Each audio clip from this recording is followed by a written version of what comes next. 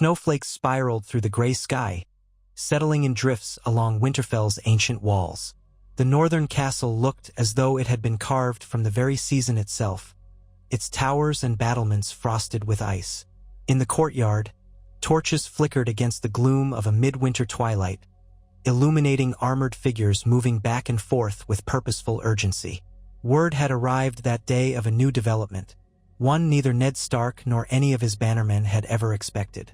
A messenger from across the narrow sea had brought a sealed letter from Daenerys Targaryen, the exiled Dragon Queen, who had at last declared her intention to land on Westeros' shores. Rumors of her triumph in Slaver's Bay, of dragons reborn, and of her unsullied legions had long been whispered in taverns and courts, but none in the north had imagined she might one day reach out to them directly. Yet the letter had come, unambiguous in its message. Daenerys Targaryen was preparing to march on Westeros to depose the Lannisters and all who supported them. Eddard Stark, worn by the months of war and the unrelenting knowledge of the true threat beyond the wall, had spent the afternoon in grim reflection, the parchment from the would-be queen lying on the table before him in his solar. By that time, his victories and defeats against the Lannisters had begun to feel like an interminable stalemate, one that Tywin carefully orchestrated from the shadows. Word from his son Robb on the Saltspear and from the White Harbor region told of constant raids, pinned down supply lines, and villages burned. Meanwhile, the ravens from the Night's Watch grew steadily more desperate. The others were active, pressing in on the edges of the far north. Now Daenerys Targaryen's letter offered a possibility that had not existed before. An alliance from across the sea, a new claimant who might crush Lannister power more swiftly than the fractious lords of Westeros ever could on their own. Or so her letter claimed. Ned had read it twice, sensing both ambition and sincerity.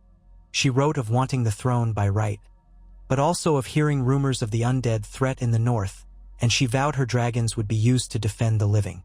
Ned had considered the words, weighed them against his own experience with Targaryens in Robert's rebellion, and wondered if the risk of welcoming dragons to the north was any less than letting Tywin Lannister continue his war of attrition. In the end, he could not dismiss this new factor. The realm teetered on a knife's edge, with White Walkers on one side and Lannister might on the other. Daenerys Targaryen, if she was indeed as strong as rumor suggested, might tip the scale toward a final victory, or a deeper ruin. But ignoring her was impossible. He called his wife, Catelyn, to the solar. She arrived still cloaked in a warm fur mantle, her cheeks reddened from the cold outside. As soon as she saw Ned's face, her expression tightened. "Another letter?"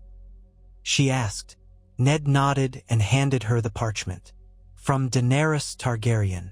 Catelyn's eyes flicked back and forth across the page, absorbing the formal yet impassioned words, the references to justice and liberation, the promise of dragons come to rid the land of tyranny.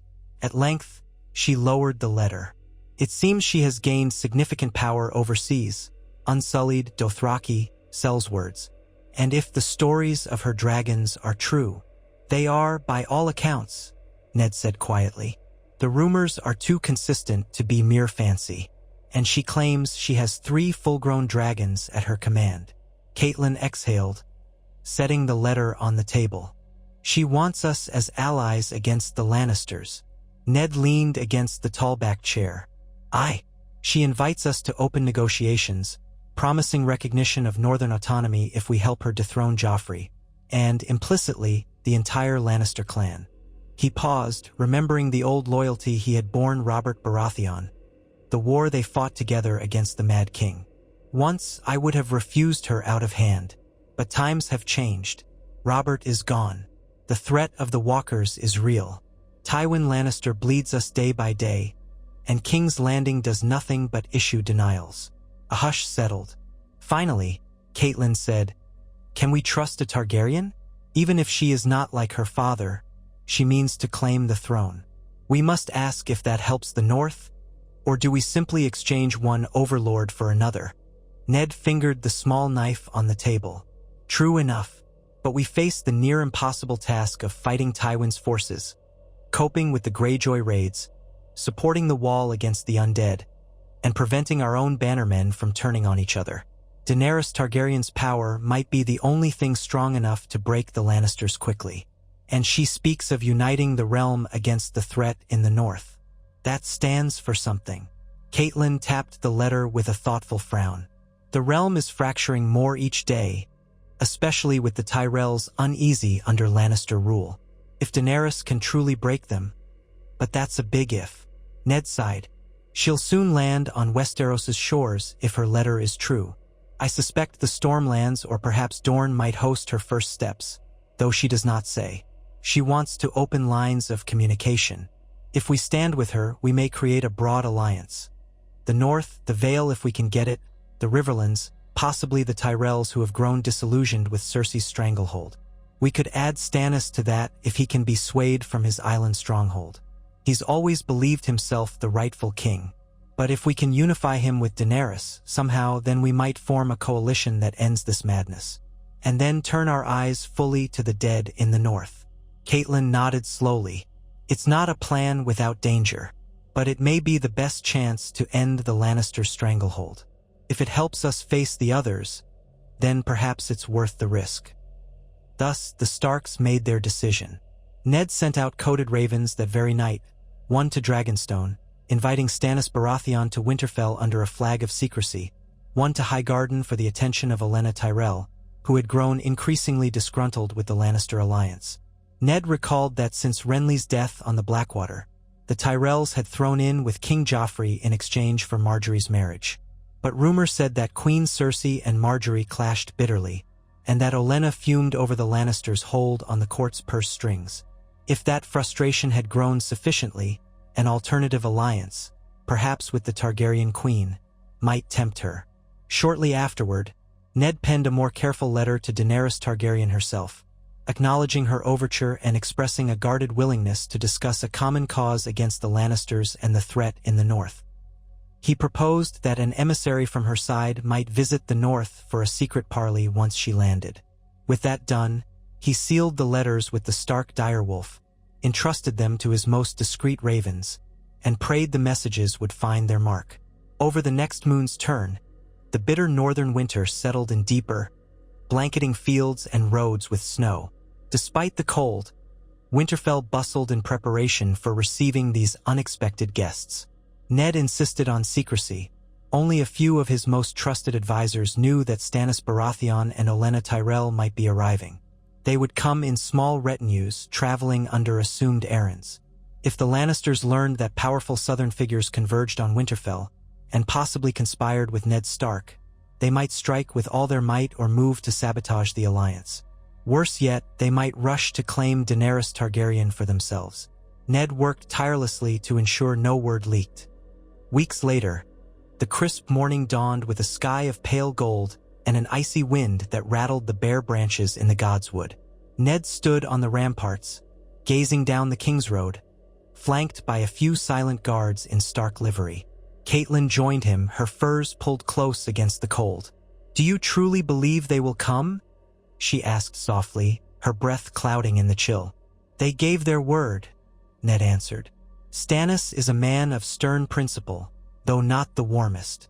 Lady Olenna, on the other hand, she knows how to navigate these intrigues better than any. I imagine she'll use this to her advantage if she sees profit. Either way, she's not above coming here in secret if it undermines the Lannisters." Before long, two separate columns of riders emerged from the snowy horizon. The first, approaching from the northeast, bore plain steel banners, no sigils displayed. At their head rode a gaunt man with a narrow face and a rigid posture, clad in dark leather and plate. Stannis Baratheon. The second, coming from the west, was a smaller retinue in inconspicuous traveling cloaks, but Ned recognized the keen-eyed figure in the center, bundled in lavish furs. Olenna Tyrell, the Queen of Thorns, accompanied by a handful of Tyrell guards disguised in lesser livery. Ned exhaled, tension filling him. If these two diametrically different personalities did not end up tearing each other apart, it might be the start of a fragile coalition. He motioned to the guards below to open the gates. In the courtyard, as the two parties arrived, the watchers in Winterfell's yard witnessed one of the strangest gatherings in recent memory. Stannis Baratheon dismounted stiffly, scanning the old fortress with an unreadable gaze. Olenna, meanwhile, allowed a servant to help her from the saddle, and shook out her cloak, complaining at once about the cold air. Winterfell, indeed, Ned heard her mutter. Only a pack of wolves would live so far from the sun. Ned descended to greet them. Beside him stood his eldest son, Robb, wearing a formal surcoat with the Stark sigil. Young as he was, Robb had grown into a presence that commanded respect, the so-called young wolf. Also present were Maester Luwin and Ser Rodrik Castle. The courtyard hush deepened as the new arrivals approached. "Lord Stannis," Ned said, bowing his head politely. "Welcome to Winterfell. We appreciate your journey." Stannis nodded curtly. "Lord Stark, I trust we can be brief. My time is not best spent traveling in secrecy." Ned turned to Olenna Tyrell, who stood with a weary expression and a sly spark in her eye. "My lady," Ned greeted, offering a gentle bow. "We are honored to receive you." Yes, let's skip the formalities," Olenna sniffed. "I'm too old to stand about in the cold." She flicked her gaze toward Stannis. "You look as sour as I remember, Lord Baratheon." "Good. At least you're consistent." Stannis gave the barest inclination of his head, ignoring the barb. Ned suppressed a flicker of amusement. He had predicted that bringing the two of them together would be trying. "Let us go inside," he suggested calmly. "Warmth awaits." The combined group made their way into the great hall, where braziers blazed and tapestries hung to cut the chill. Servants brought mulled wine and hot spice cider. Olenna claimed a seat near the largest brazier, fussing about how her bones might snap if left outside too long. Stannis stood at a distance, as though reluctant to accept any hospitality. Robb Stark and Catelyn stood by Ned, watchful. Roose Bolton, who had traveled from the Eastern Front at Ned's summons, lingered near the edges of the hall, silent as a specter. Ned knew he had to keep an eye on Bolton. Though he was useful, the man was as dangerous as any viper in King's Landing. But for now, Bolton had chosen to stand with House Stark, if only to keep his own power. Finally, they were all settled. The great hall's doors were closed to prying ears. Ned raised a hand, glancing at Stannis and Olenna. "We have brought you both here because times are dire," he began. "The Lannisters have grown too bold, launching raids across the north, refusing to heed any truce. Meanwhile, a far greater threat looms beyond the wall, an army of the dead that the southern lords still refuse to acknowledge. Our resources are stretched thin. The realm is fracturing, and we cannot face the White Walkers while we are locked in endless wars with the Lannisters or squabbling amongst ourselves." Stannis's face tightened at the mention of the dead. He glanced at Ned. "You claim the others are real. My Red Priestess has hinted at shadows in the north, but I still have seen no proof. Nonetheless, you have fought these things, yes?" "I have," Ned said gravely. "I and many others. My men. The Night's Watch. Wildlings. We have all seen them. Pale demons with eyes like ice. We have engaged wights, corpses reanimated by their power. Ask any man who has served at the wall these last months." Stannis's expression did not soften, but he gave a short nod. "If this threat is real, the realm must unite to deal with it. However, we also know the Lannisters stand in the way. They cling to the Iron Throne under that boy Joffrey, who has no rightful claim. It was always mine after my brother's death." He paused. "Although it seems we have a Targaryen queen approaching as well. Perhaps the rightful claim is contested from many corners now." Olenna Tyrell gave a delicate sniff and took a sip of mulled wine. "Oh, indeed. Cersei Lannister and her vile brood have made a mockery of the throne. You do not think we Tyrells are blind, do you? We have propped up that insipid boy king, all in hopes that my granddaughter might be queen of the Seven Kingdoms. But how has that turned out? Marjorie is treated with suspicion, and Joffrey remains a cruel, vicious child, if you'll pardon the frankness." She glanced around, seeing no one who would object. Yes, we are no more friends to the Lannisters than you are these days. However, forging an alliance with a Targaryen, of all things, is a notion that cannot be taken lightly. My poor Mace Tyrell would faint at the very suggestion. But do continue, Lord Stark." Ned inclined his head. You have each suffered from the Lannisters' overreach. Lord Stannis, they robbed you of your rightful place by brandishing false heirs. Lady Olenna, they use your family's power but give little in return. And you worry, no doubt, that Tywin might soon find a way to diminish the Tyrell influence. As for me and the North, Tywin bleeds us with constant raids. All the while, King's Landing does nothing but wave a worthless treaty in our faces. Stannis's lips thinned. So what is your proposal, Stark? I assume you did not risk calling me here just to complain. No, Ned replied. We have received word from Daenerys Targaryen, yes, the one rumored to have dragons. She says she will land on Westeros soon. She speaks of forging alliances to topple the Lannisters and unite the realm. I do not know her personally, but I know she detests Cersei's regime and wants to see it ended. She also acknowledges the threat of the White Walkers, claims she will help us fight them if she takes the throne. Stannis gave a harsh laugh. She wants the throne. Why else would a Targaryen come back? But do you seriously consider bending the knee to her? Your father, Rickard Stark, was killed by her father, the Mad King. Your friend Robert Baratheon would have spat in her face. Yet here we are, apparently entertaining this alliance. Ned's expression hardened.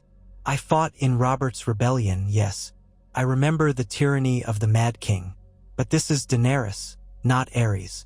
And we have spent enough years suffering under Lannister treachery to know that none in King's Landing, not Joffrey nor Cersei nor Tywin, care about justice or the safety of the realm. Daenerys at least speaks of a larger cause. She claims to free slaves and punish tyrants. Whether that is truth or affront, I mean to find out. Silence held a moment. Olenna Tyrell tapped her cane. The Red Keep stinks of Lannister corruption. That much is certain. My granddaughter writes to me in secret, though her letters are carefully worded to avoid discovery. She says Joffrey grows crueler by the day, Cersei more paranoid, and Tywin is the true power behind the throne. My house is forced to pay for lavish feasts while the small folk starve. We Tyrells are not exactly innocent in forging that alliance after Renly's demise, but it's turning sour. So, yes, perhaps this Dragon Queen might be a better prospect than continuing to hitch ourselves to a lion's tail. Stannis regarded her warily. You speak as though you jump from Joffrey's side to Daenerys in the blink of an eye. What of your precious granddaughter's marriage? Olenna's lip curled. That marriage can be ended if the realm has cause to dethrone the boy. They want an annulment or they want a crown on a new head, either way. 1,000 years from now, who will remember if Marjorie was once betrothed to that monster? We Tyrells adapt, and if it serves Highgarden to break the Lannisters' hold, we shall do so. Stannis shook his head. She speaks like a true politician. Olenna offered him a cold smile. And you speak like a man who believes no one can do right but himself, which is precisely why you have been alone at Dragonstone all this time, sulking while the Lannisters consolidate power. Tell me, how has that worked out for you? An angry flash crossed Stannis' eyes, but Ned raised a hand before he could retort. We need unity, not bickering. Lady Olenna, Lord Stannis, time is short. The winter worsens, and the dead gather beyond the wall. Daenerys Targaryen will soon land. If you both remain isolated, Tywin Lannister will pick us off one by one. Then the White Walkers will sweep over a divided realm. But if we pool our strength, and potentially ally with Daenerys, it may force Tywin to retreat or face total defeat. Then we can all address the true war in the north. Stannis' mouth was a firm line. What is your plan exactly? You want me to forsake my own claim to the throne in favor of a Targaryen's? Ned glanced at Robb, who stood quietly, then back to Stannis. We do not demand that. We ask only that you consider a truce with Daenerys. Perhaps you can negotiate. Her letter suggests she might be open to some arrangement, though I cannot speak for her intentions beyond removing the Lannisters. If you intend to remain a claimant, you'll have to speak with her yourself. But from my vantage, the Lannisters have the money and the crown, while you have only Dragonstone, and if the rumors are true, a depleted fleet. Stannis' jaw worked. We have the Lord of Light on our side. Olenna rolled her eyes. Oh yes, that's proven oh so effective thus far. She turned to Ned. Do you truly think this Targaryen will land with enough force to outmatch the Lannisters? She claims to have legions of Unsullied and more than one horde of Dothraki, plus her dragons, Ned said. If that is true, then yes, the Lannisters' gold can only do so much. Dragons, it said, were always the final answer in previous wars. A hush fell. Even the pragmatic Stannis seemed uneasy at the thought of living dragons. Olenna pursed her lips as though carefully reconsidering everything. 3 dragons, she murmured. Well, we Tyrells do have a certain distaste for being burned alive. That said, if those dragons are trained to fight for the right side, it could be the end of Lannister power. Hitchem. Ned pressed on. If we, the North, can promise men to march south or at least contain any Lannister push north, and if the Tyrells quietly begin withdrawing their support from King's Landing, and if Stannis can muster what remains of his loyalists in the Stormlands, together we could create a wedge that would make it easier for Daenerys to land. Then we can meet, speak more openly. I do not ask you to swear. Fealty to her sight unseen, only to open the door for a larger alliance that might rescue the realm from this chaos. Stannis studied Ned for a long moment. I do not relish the idea of bowing to any Targaryen, but I want the Lannisters removed as much as you. If an alliance with her means I can gain enough strength to assert my rightful place, so be it. And if she demands the throne for herself, well, we shall cross that bridge when we come to it. The war with the others might be more pressing than either of our claims. Olenna Tyrell set down her cup. Very well. I will see how my house can discreetly hamper the Lannisters' hold on the crown. We are still sworn in name, but there are countless ways to slow deliveries, reduce finances, sabotage alliances with other houses. If my granddaughter is threatened, we will remove her from King's Landing. And if Daenerys truly arrives with an overwhelming force, well, the Tyrells may choose to back a dragon queen over an incest-born king. Privately, of course, at first. No sense cutting off all ties and letting Tywin realize what's happening. Precisely, Ned said. We do this in steps. Meanwhile, we must still defend the North from their raids. But if Tywin sees the Tyrells wavering, or learns that Stannis is stirring, he may hesitate to expend his forces here. That might give us a reprieve. He paused, letting the flickering brazier light dance over their faces. I ask only that you not betray each other or me. We must stand as one front if we're to succeed. Stannis gave a curt inclination of his head. If I give my word, I keep it. You have that, Stark. Olenna Tyrell let out a weary sigh. Dealing with Lannisters and Targaryens. In my youth, it was Targaryens who sat on the throne, and the realm was still in chaos half the time. But I suppose we must do what we must. You have my support in principle, though I expect to see results. My house will not risk everything for a lost cause. The corners of Ned's mouth twitched into a brief, wry smile. Nor would I ask you to. We will proceed. We shall draft letters carefully to Daenerys Targaryen, indicating that 3 major powers, the North, the Tyrells, and Stannis' loyalists, are prepared to discuss terms once she lands. We will also keep watch on the Lannisters. If at any point Tywin moves a major force to crush us, we will accelerate the alliance. Understood, said Stannis.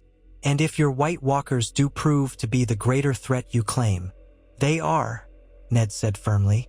Mark my words, if we do not unite quickly, it will be the others feasting on the bones of Lannisters, Tyrells, Baratheons, and Starks alike.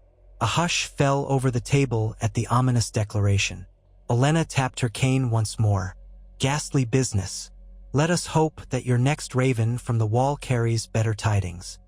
They spent the remainder of that day in council behind closed doors. Robb Stark joined them, explaining the North's military position in detail.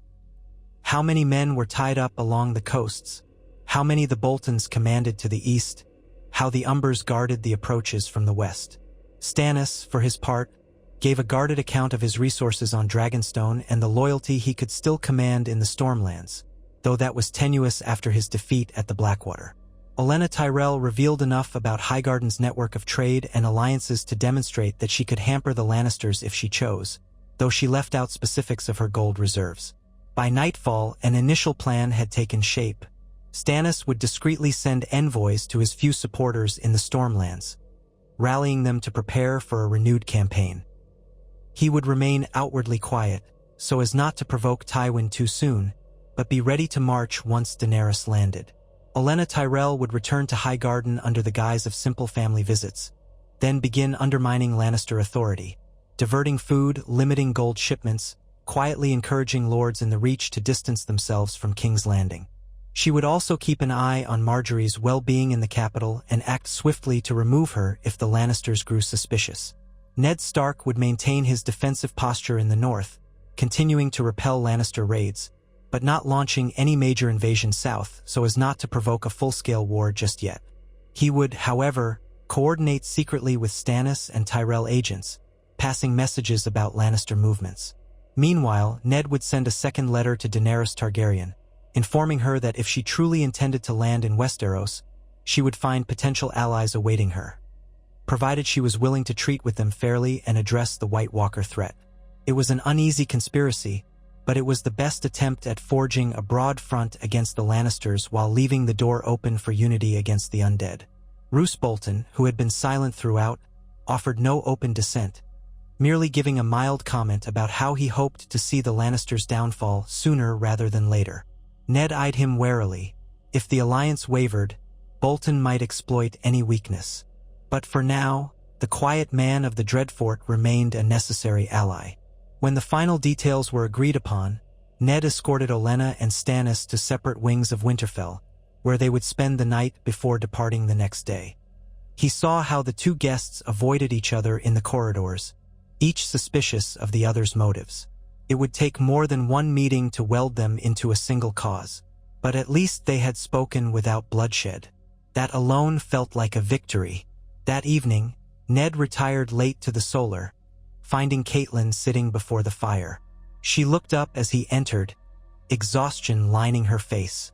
"I never imagined we would harbor both a Baratheon and a Tyrell here under the same roof, nor that we might soon ally with a Targaryen," she said softly. Ned sank into a chair beside her. "These are desperate times. The world has turned on its head. I only pray that we can keep the realm from fracturing further. If Daenerys truly comes, and if she is half as capable as her letter suggests, then perhaps we can break the Lannisters, unify the kingdom, and turn our strength to the wall." Catelyn watched the fire's glow on the stone floor. "And if we fail? If Tywin sniffs out this conspiracy and crushes us before Daenerys can land?" Ned gently took her hand. "Then we will stand as the North always has, unbowed until the last. I do not intend to fail, Cat. We've come too far." She closed her eyes. "May the gods watch over us, then." Over the next few days, Winterfell saw the quiet departure of its high-profile guests. Olenna Tyrell left first at daybreak, disguised in a plain traveling cloak. She left behind a single sealed letter to be delivered to her granddaughter Margaery in the capital if the right moment arose. No doubt a coded message urging Margaery to extricate herself from the Lannisters when the time came. Stannis departed soon after, refusing any elaborate farewell. He simply inclined his head to Ned in the courtyard and said, "When the time is right, send word. I will not let the Lannisters reign unchallenged. Light or darkness, I will stand against them." Then he and his men rode out, bound for White Harbor, where a ship waited to take him back to Dragonstone. Ned observed their exits with relief. There had been no violence, no sudden betrayals. All that remained was to see if any of them would hold true once parted. But that was the risk of alliance. Ned had done all he could to weave a fragile tapestry of cooperation. Only time would reveal if it would hold or unravel into war upon war. Shortly thereafter, Ned called Maester Luwin to the Solar. Together, they drafted 2 new letters, one for Daenerys Targaryen, clarifying that the North, Stannis, and some portion of the Tyrells were ready to join an anti-Lannister coalition. The other for the Night's Watch, informing them that Ned had at least forestalled a major Lannister invasion for now, so some men might eventually be spared to reinforce the wall. He included in the letter to Daenerys an urgent reminder of the White Walkers. "If you truly wish to save the realm," he wrote, "then know the dead gather in the lands of always winter. We ask not only for your dragons to burn Lannister hosts, but also to help keep the dead at bay. He sealed the letters with wax, the direwolf sigil pressed deep, and handed them to the most trusted ravens. A sense of momentum stirred in Ned's chest, something that felt almost like hope, rare as it had become. In the weeks that followed, the North saw a slight reprieve from the worst Lannister raids. Scouts reported fewer sightings of their ships near the coast. Either Tywin's men had withdrawn or repositioned, uncertain how to proceed. Perhaps they feared that the Tyrells or the Baratheons might strike from another angle. Word from Robb, camped near the Salt Spear, noted that the Lannister presence seemed diminished. But his letter also carried a tone of caution. It could be a feint, or maybe Tywin was simply moving his pieces for a larger play. Meanwhile, Ned's nightmares of the White Walkers persisted. Each dawn he rose to read the new Raven messages from Castle Black, some of which spoke of strange sightings beyond the wall, new attacks on wildling camps, or small skirmishes with whites. Jon Snow's letters were tense. They had some success using dragonglass arrowheads and flaming weapons, but the watch was too few. Many wildlings had fled southward, dispersing among the ice and the forests. The problem grew daily. Amid this bleak swirl, a small but remarkable raven arrived late one afternoon, bearing a note from a distant location, Dragonstone, by the seal on the parchment. It was from Stannis, concise in its typically curt style. Lord Stark, I have stirred the embers in the Stormlands. Some old loyalties remain. Cautious optimism. My Red Priestess speaks of dragons crossing the sea soon. If your Targaryen ally does indeed land, we can coordinate. I stand ready, though I do not guarantee subservience to her claim. We must see what she is made of. If the threat of the dead is real, I urge haste. Stannis Baratheon. Ned read it over twice, grateful that Stannis appeared to be following through. He wrote a quick reply that they, too, remained vigilant. So far, so good. A few days later, another raven, this one from Highgarden. The words were written in Mace Tyrell's flowery style, but near the end, a smaller script, clearly Olenna's, offered subtle hints that shipments to King's Landing had been delayed, that the Lannisters fumed at the disruption, and that Marjorie was well but watched. Little seeds of sabotage had begun to sprout. Ned could almost imagine Tywin's growing frustration as the gold flow slowed and the capital's burdens mounted. With winter deepening, the cost of feeding the city soared. But Daenerys Targaryen herself, for many weeks, sent no word. The sea lanes were uncertain, ravens often lost or misdirected. Rumors trickled in from Essos. The Dragon Queen was preparing a great fleet, but difficulties with the Volantene traders or storms near Lys might have slowed her progress. So the conspirators in Westeros could only hold their breath and wait. At last, on a cold morning some 2 moons after Stannis and Olenna had departed Winterfell, a rider approached the castle at breakneck speed. Ned, alerted by the guards, came to the courtyard to see a cloaked figure slide off a lathered horse. The man stumbled, caught himself, and thrust a sealed scroll at Ned. "A message, my lord. By ship from Essos to White Harbor, then by horse," he gasped, half-frozen. "It bears the Targaryen seal." Ned's heart quickened. He took the scroll, noting a black wax seal impressed with a 3-headed dragon. He hurried inside, letting the messenger be taken to a seat by the fire, and then broke the seal with trembling fingers. The letter was penned in a flowing script. To Eddard Stark, Lord of Winterfell, Prince of the North, I write in the knowledge of the winter that threatens us all. My fleet has departed Meereen. I carry with me the armies you have heard of, the Unsullied, the Dothraki, and others who have chosen to join our cause. My dragons fly overhead, grown large and strong. I will land at Dragonstone within a fortnight if the seas favor us. You spoke of an alliance to overthrow the Lannisters and face the threat in the north. I am prepared to consider all offers of friendship and unity. My hand, Tyrion Lannister. Ned paused, brows shooting up. Tyrion Lannister? Daenerys had named him her hand? He read on, intrigued. My hand, Tyrion Lannister, shall guide me in the politics of Westeros, for he knows the nature of his family's crimes. He assures me the Lannisters in King's Landing will not yield the throne willingly. If you stand ready, let us stand together. I ask that you or your envoy come to Dragonstone within a month's time to discuss terms. Should that prove impossible, send me your messengers. But together we must break the false lion's hold on the Iron Throne. Furthermore, I have heard enough rumors of the White Walkers to believe your warnings. My dragons shall fly north if needed, once we secure a foothold. If the living do not unite, we will all fall. Daenerys Stormborn of the House Targaryen, breaker of chains, mother of dragons, etc. Ned lowered the parchment slowly. Across from him in the solar, Catelyn waited, eyes full of questions. Well? She asked. She is arriving at Dragonstone, with Tyrion Lannister as her hand of all people, Ned said, marveling at the twist. Tyrion had once seemed among the more reasonable of the Lannisters, but Ned never would have guessed he'd end up exiled or allied to a Targaryen. She requests I come to parley with her, or that we send an envoy. Catelyn's jaw tightened. Traveling to Dragonstone would be a risk. Tywin's watchers must be all over the Narrow Sea. Yet if Daenerys has Tyrion advising her, she may well have an edge on how to deal with his sister and father. This is unexpected. Ned stared at the letter, thinking of the swirl of possibilities. If Daenerys truly landed with dragons and a large army, everything would change. I must respond swiftly, he said. We want to coordinate with her so our joint strike can scatter the Lannisters. But traveling in person is indeed a risk. It might be better to send an envoy, perhaps a trusted lord, while I remain in the north to manage our defenses. He tapped the letter. She says we have a month. That's not long to arrange a safe passage.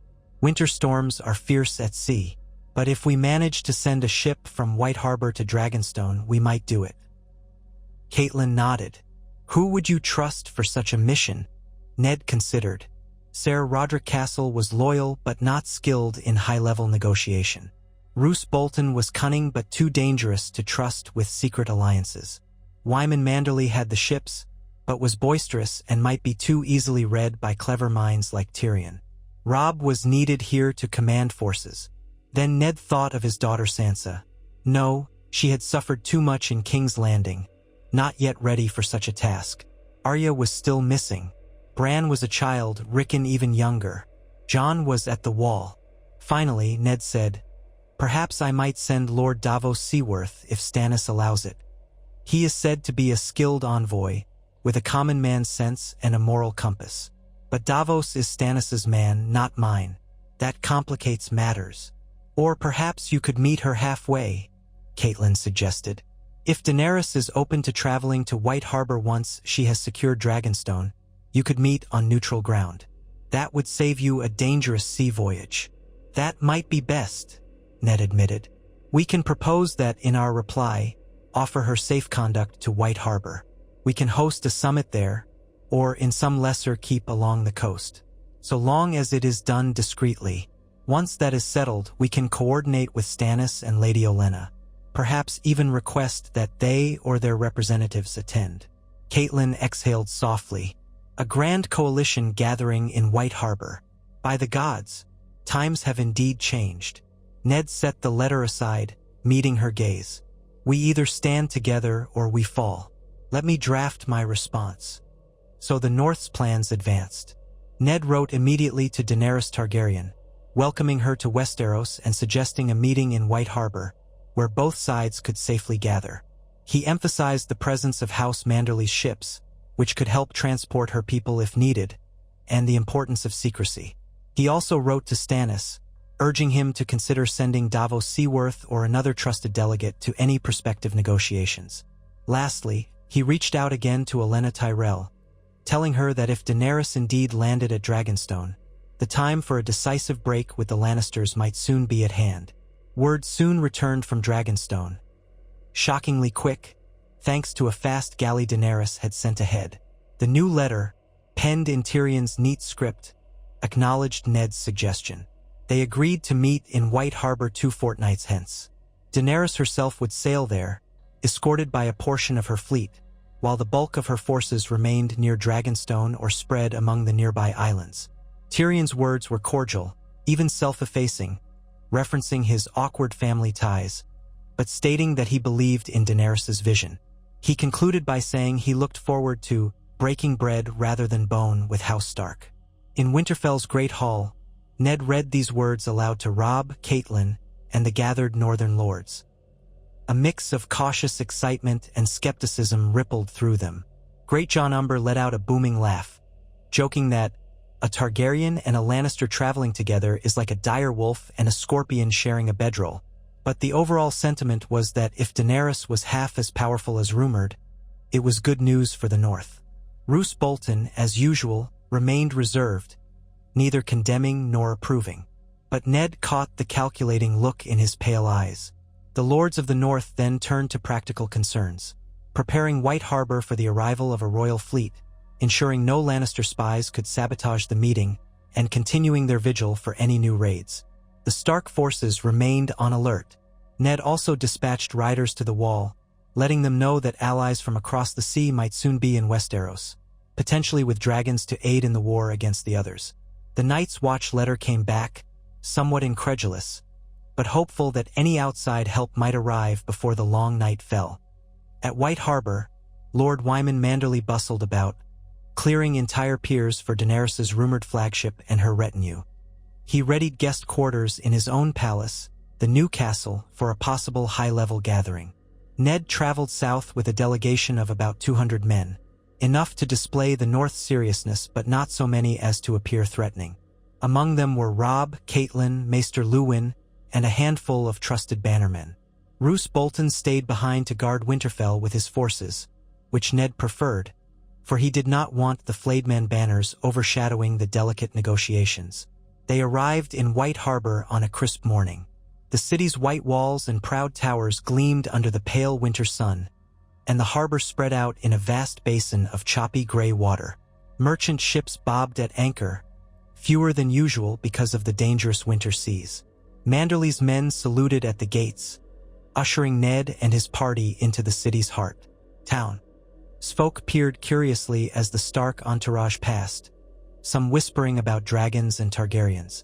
Others murmured that the Lannisters might appear and attack.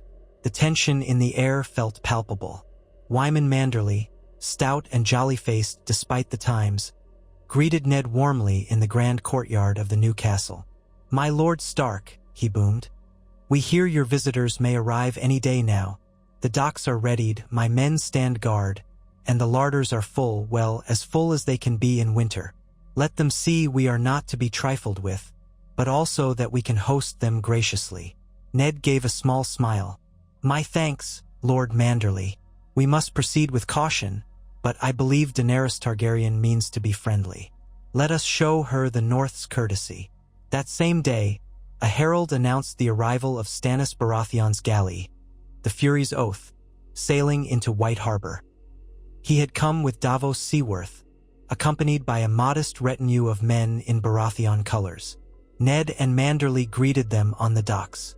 Davos seemed relieved to be on land again, while Stannis merely looked grim as always. He inclined his head to Ned. "Your messenger said the Targaryen queen approaches soon?" "Yes," Ned answered. "We expect her within a few days, maybe less." Stannis pressed his lips together. "Very well.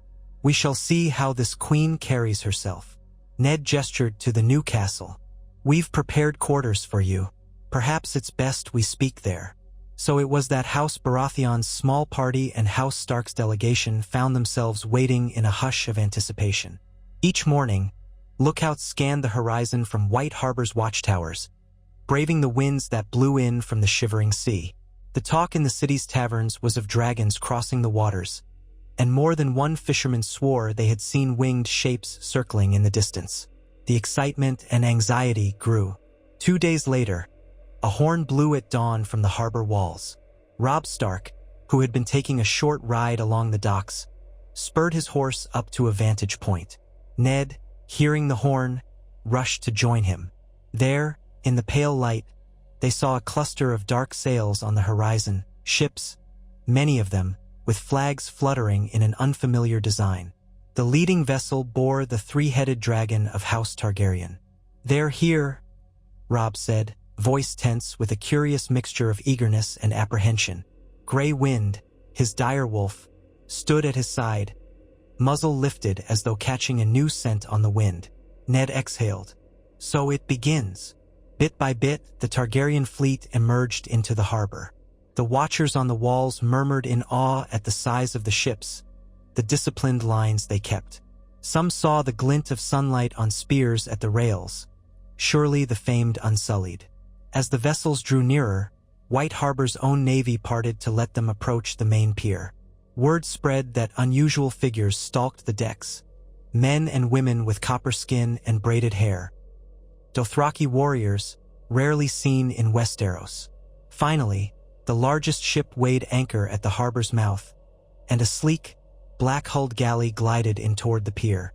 Banners rippled. The Red Dragon on a field of black. Ned stood at the end of the pier with Robb, Catelyn, Lord Manderly, and Stannis.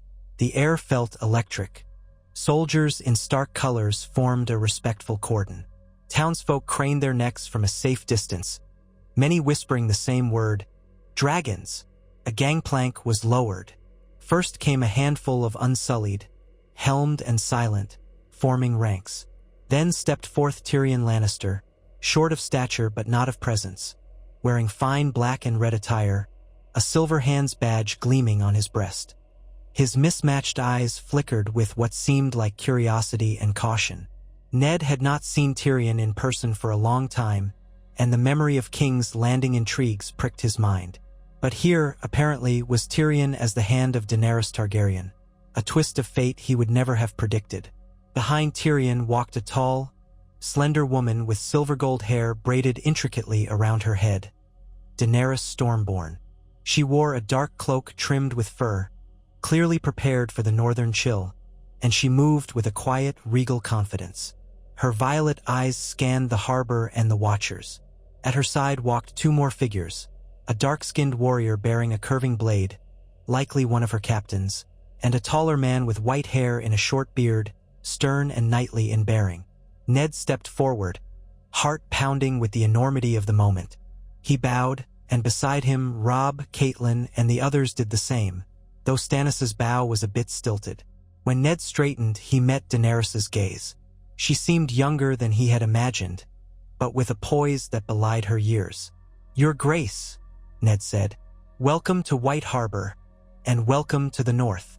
Daenerys inclined her head, her expression gracious but measured. "Lord Stark, I have heard much of your honor and your defense of these lands." She glanced over the winter-bound city. "I thank you for welcoming me. The winds of winter are colder than I knew, but I have endured harsher climes in Essos. May we find warmth in alliance." Tyrion gave Ned a courteous nod. "Lord Stark, it has been some time. I trust your knee is better since last we met under less pleasant circumstances."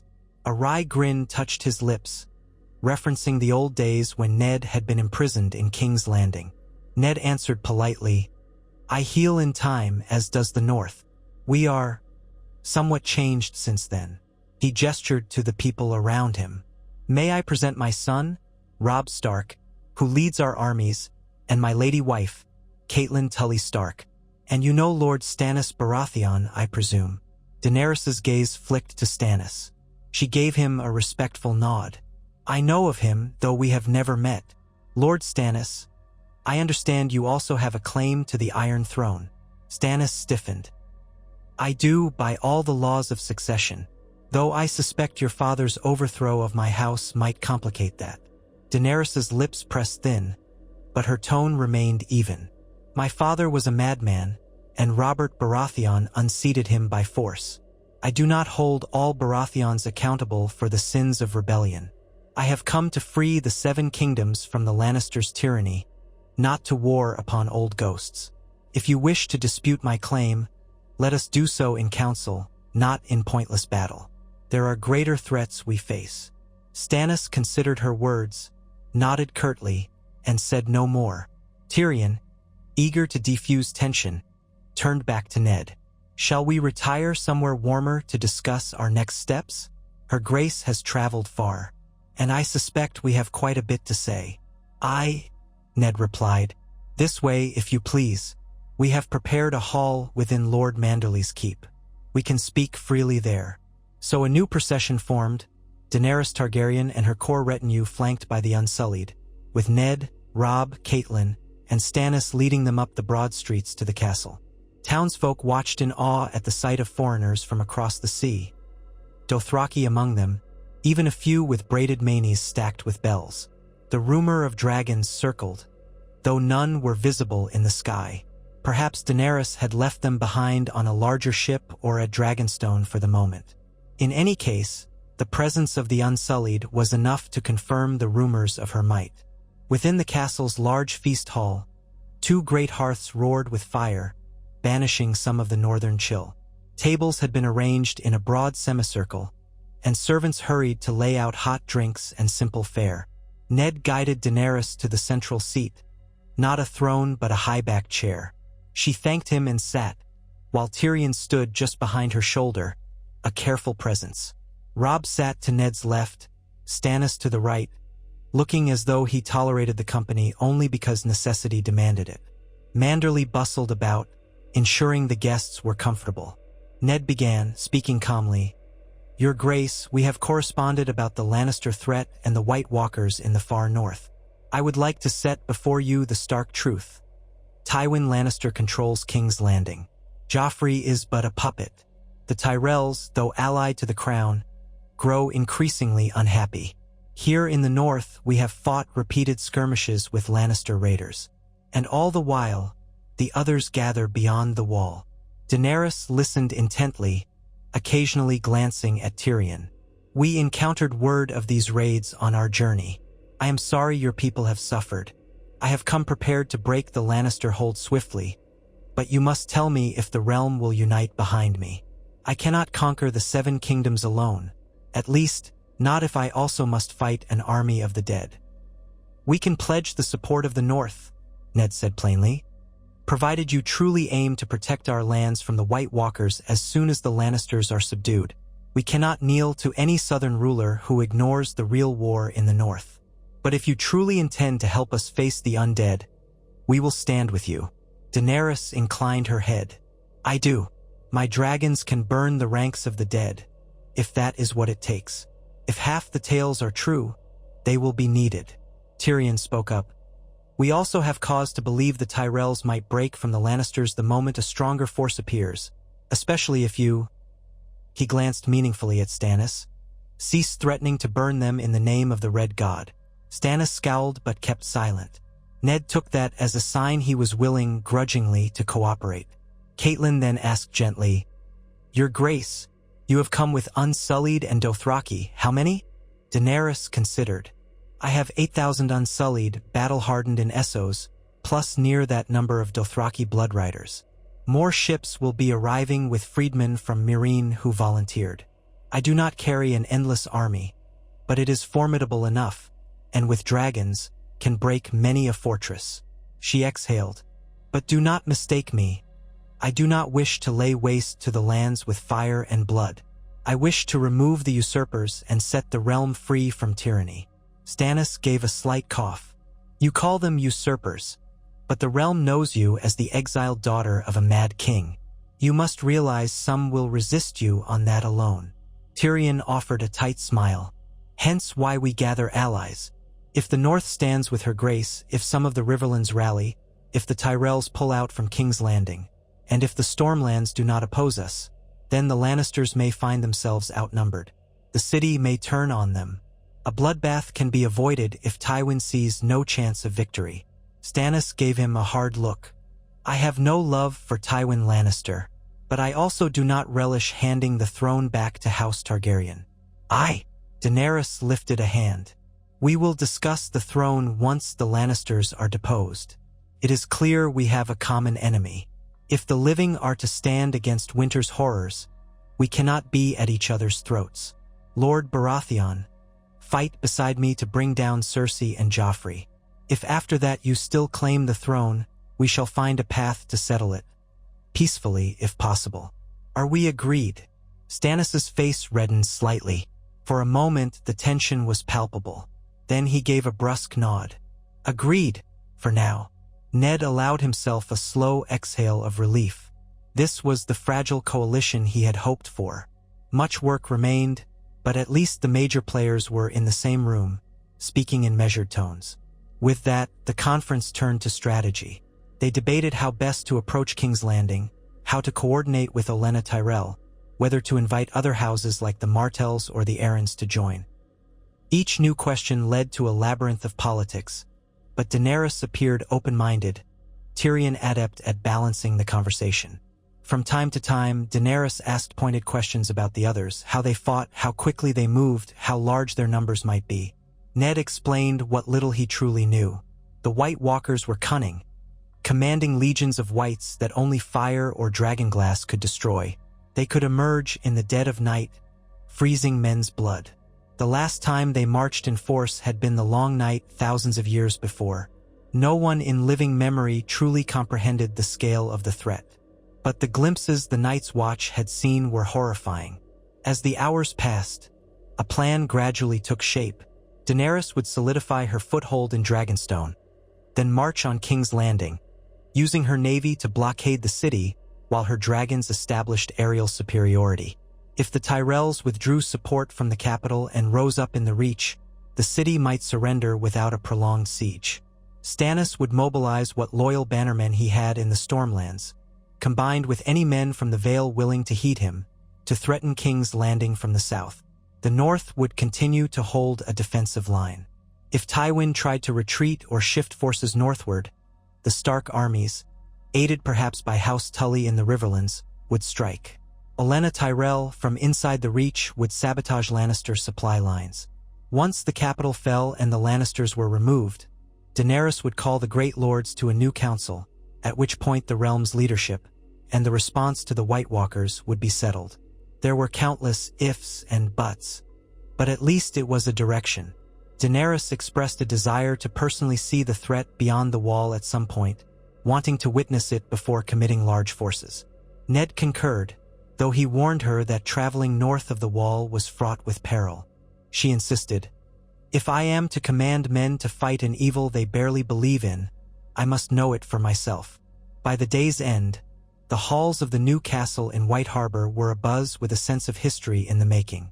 Daenerys Targaryen, exiled queen, had come with her dragons. Eddard Stark, newly minted Prince of the North, in a fragile arrangement with King's Landing, was forging alliances to dethrone that very king. Stannis Baratheon, rightful heir or not, was begrudgingly willing to stand beside a Targaryen for the good of the realm. Tyrion Lannister, once scorned by his family, shaped the negotiations from the Queen's side. They were an unlikely band, drawn together by the looming threats of Tywin's cunning and the White Walker's silence. That night, Ned walked the battlements of White Harbor with Robb. The sea stretched before them, dark and cold, lit only by scattered torchlight reflecting off the waves. Ships of the Targaryen fleet lay at anchor, their silhouettes ominous. Robb rested a gloved hand on Grey Wind's thick fur. The direwolf gazed out as if sensing the weight of what had transpired. "Do you truly think this can work, father?" Robb asked quietly.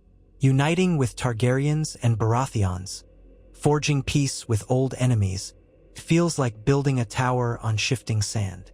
Ned looked at his son, the wind tugging at their cloaks. "It won't be easy, but we have no choice. The Lannisters will never relent unless forced, and the others won't wait. Daenerys is determined, and from what I've seen, she has a sense of justice, unlike her father.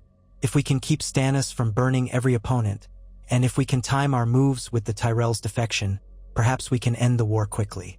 Then all our strength can turn north." Robb lowered his gaze to the waves. "I've lost so many friends in these raids and battles. I want it to end. I just fear more bloodshed is coming." Ned placed a hand on Robb's shoulder. "There may be, but if we stand together, we have a chance to minimize it. The real battle will be beyond the wall. That is where the realm's fate will be decided, not on the Iron Throne." Robb nodded. Grey Wind let out a low, rumbling sound, as if in agreement. Father and son continued to stand there, gazing out at the foreign ships and the dark waters. Behind them, within the keep, Daenerys Targaryen rested, her dragon somewhere in the fleet, ready to set half the realm aflame if needed. Stannis Baratheon brooded over old slights and new possibilities. Tyrion Lannister likely sipped wine and weighed strategies, while the Northern Lords prayed for salvation from both southern aggression and undead terrors. Thus the stage was set. A secret meeting in the north had birthed a fragile alliance. Whether it would truly topple the Lannisters and protect the living from the cold doom lurking beyond the wall remained to be seen. Yet, for the first time in many months, Eddard Stark felt a small ember of hope. He only prayed that the gods would grant them enough time and enough unity to weather the coming storm, both the storm of war in the south and the far graver storm of ice and death in the north. Winter had come, and with it, the glimmer of a new dawn, if they could seize it before darkness fell forever. The biting northern winds howled around White Harbor's city walls, stirring snowdrifts against parapets and rooftops. Smoke trailed from hearths all through the port, and though the sea beyond the harbor lay cold and turbulent, it was busy with a new sort of commerce. The Targaryen fleet, newly arrived, bobbed at anchor, black sails and hulls a stark contrast to the pale sky. Seagulls circled, calling out in shrill complaint. A sense of cautious awe had spread through the populace. For the first time in living memory, a Targaryen force stood in the north, its banners snapping in the winter wind. Within the fortified heart of Lord Wyman Manderly's new castle, torches guttered in the halls, and servants scurried about to make the guests comfortable. Eddard Stark, Daenerys Targaryen, Stannis Baratheon, Robb Stark, Tyrion Lannister, and their respective advisors had spent the previous day forging the beginnings of their alliance, hammering out broad plans to topple the Lannisters and, just as importantly, to wage war on the White Walkers beyond the wall. Each participant understood that if this plan unraveled, the realm might be lost to either the Lion's Claws or the Hungry Dead. Evening approached on the second day of their talks. Thick clouds gathered, threatening another snowstorm. In a spacious chamber that Manderly's household called the Dolphin Room, so named for the whimsical sea life carvings in the ceiling beams, a small group gathered in private. A long table stretched beneath lanterns, with maps and letters spread across its surface. The flicker of candles cast shifting shadows on the intricately carved walls. The participants sat or stood in a circle, tense but determined. Daenerys Stormborn occupied the central chair, draped in a dark cloak lined with fur. The cold of the north had already reddened her cheeks, but she seemed unbowed by it, her pale hair braided in an elegant loop at her neck. Next to her, Tyrion Lannister wore his customary half-smile, though his eyes darted constantly over the documents. Stannis Baratheon stood at the far side of the table, arms folded, posture rigid, while Davos Seaworth lingered a step behind him. Ned Stark and Robb faced them, father and son wearing the subtle regalia of House Stark. Plain, practical clothing accented by the direwolf sigil. Catelyn stood near Ned's shoulder, her expression watchful, while Lord Wyman Manderly hovered at the door, prepared to fetch wine or refreshments as needed. "All is in readiness, then," Daenerys said quietly. The candlelight glimmered in her violet eyes.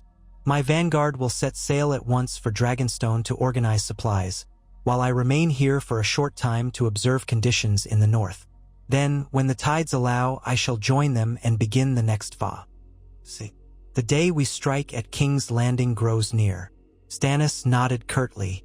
"If you intend to assault King's Landing by sea, you will find it better defended than it was when I attempted the Blackwater. The Lannisters and the Tyrells built additional fortifications, though I hear the Tyrell support is wavering. Fire ships, ballistae, and scorpions line the shores.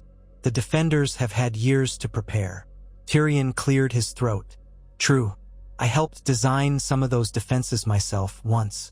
But without Tyrell grain or cooperation, King's Landing will be starved for resources, especially under blockade. And if we have dragons in the sky, well," he shrugged, "fortifications matter less. The primary question is whether we can force a swift surrender rather than a bloody siege that harms the small folk." Daenerys glanced at the dwarf with a faint, grim smile. "If we can avoid burning the city, we will. I did not come here to slaughter the innocent." "Yet the Lannisters won't roll over," Davos interjected from behind Stannis. "Tywin is cunning and has gold enough to hire any Sellswords that remain." The Golden Company might even be in play if rumor is right. Ned Stark rubbed his jaw, feeling the stubble he had not bothered to shave. We have to corner Tywin so that even Sellswords see no profit in continuing the fight. A hammer blow from the Tyrells, a naval blockade by the Targaryen fleet, and a threat from the Stormlands, plus the North's readiness to march if Tywin tries to flee, should combine to create a net. If all goes well, the city falls quickly. Stannis let out a terse sound that might have been agreement, then turned to Daenerys. If that happens, what becomes of Cersei and Joffrey? Will you execute them? Daenerys's face hardened. That depends on whether they stand down or resist. If they resist, I'll have no choice but to remove them. I am done showing mercy to tyrants. Tyrion's eyes flicked downward briefly. My sister will never yield, you know? Not unless you demonstrate overwhelming force. Joffrey is her mirror in cruelty. Stannis grunted. Very well. If the lion cub and his mother must be caged or killed, so be it. Let them reap what they've sown. The realm has no need of them. A hush followed as the group mentally weighed the cost. Then Daenerys glanced at Ned. That still leaves the matter beyond the wall. I intend to see it myself, but I cannot march my entire army north in the middle of winter unless King's Landing is secured. So I ask, how dire is the situation? How soon until the others push south? Ned sighed, drawing a map forward. It showed the rough shape of the lands north of the wall, sketched by some ranger of the Night's Watch. Lord Commander Mormont's letters have been dire.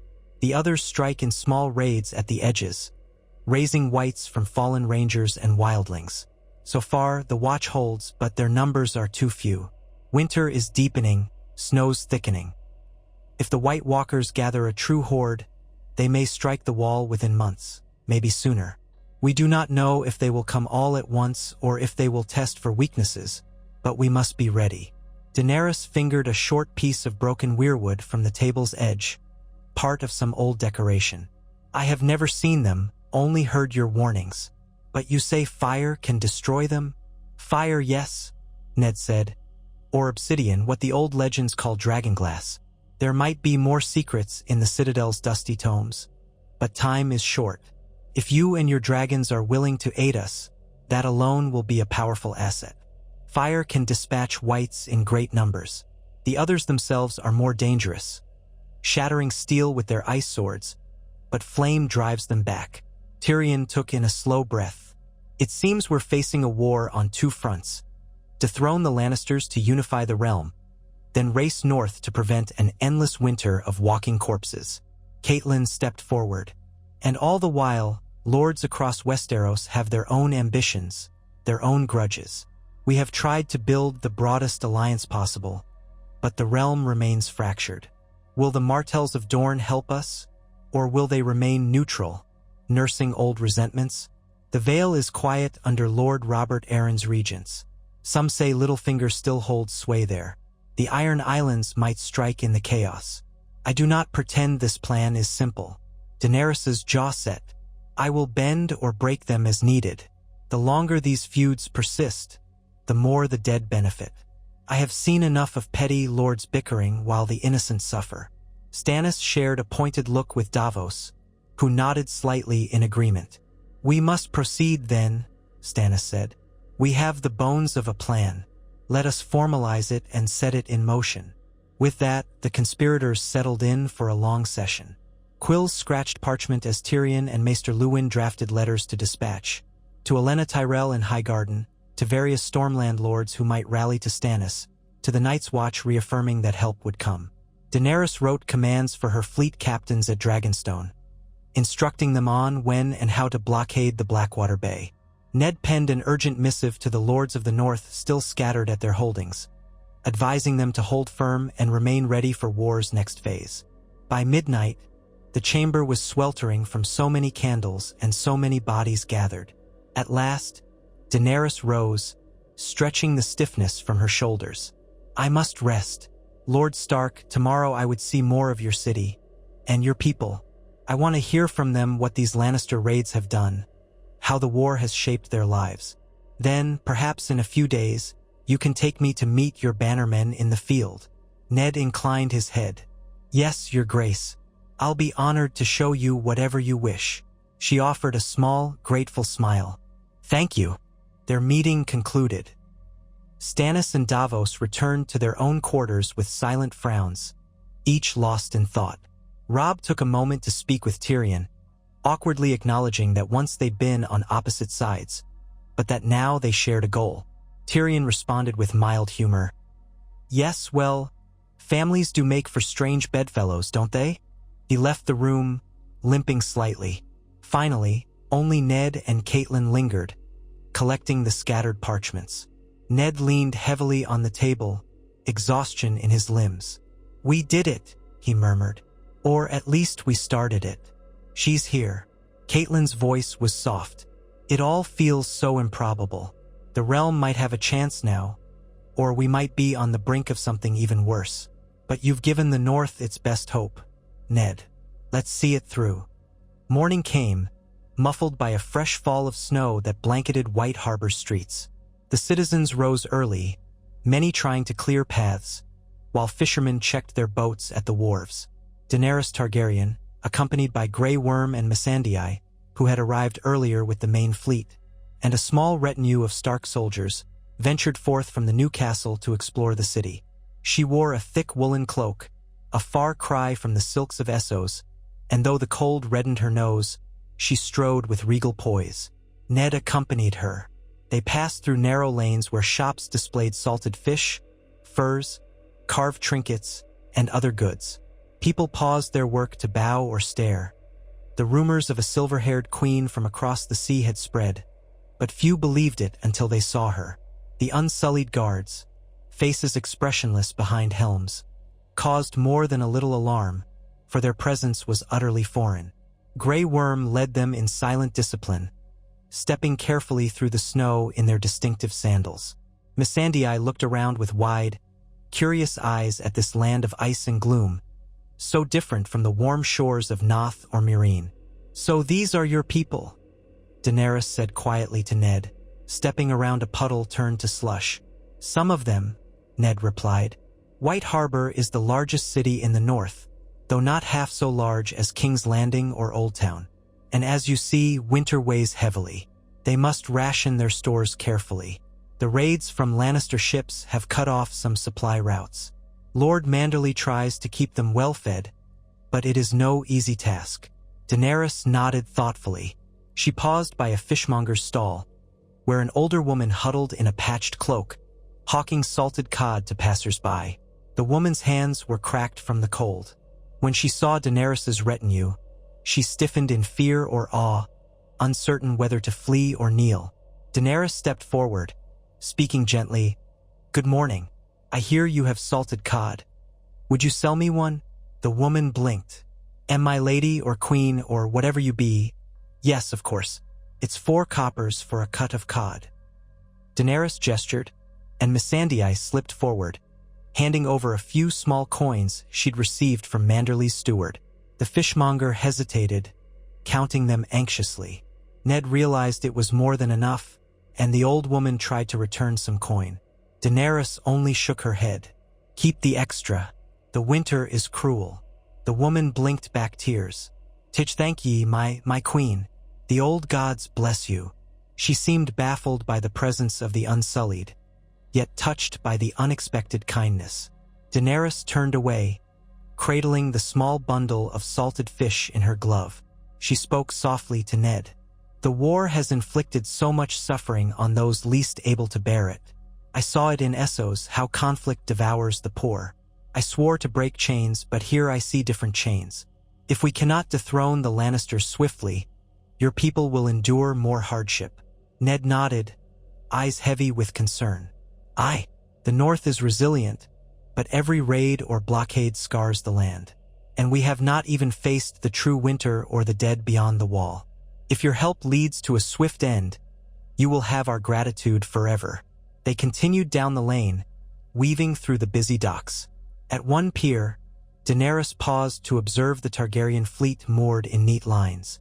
A few Dothraki paced on the decks, uneasy with the concept of ships.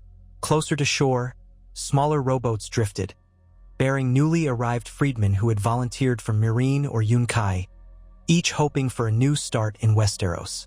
Some had never seen snow before and now shivered in inadequate clothing, huddled under blankets. Daenerys frowned at the sight. "We must provide better shelter," she said, glancing at Missandei. "No one told them how harsh the north would be. Some can remain on the ships, but we might also build additional barracks or tents.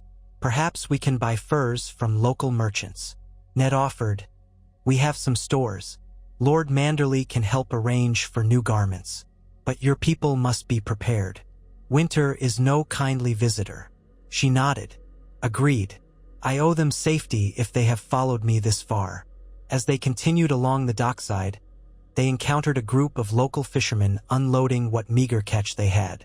One of them, a burly man with a thick beard, called out, "Lord Stark, 'tis good to see you in our midst.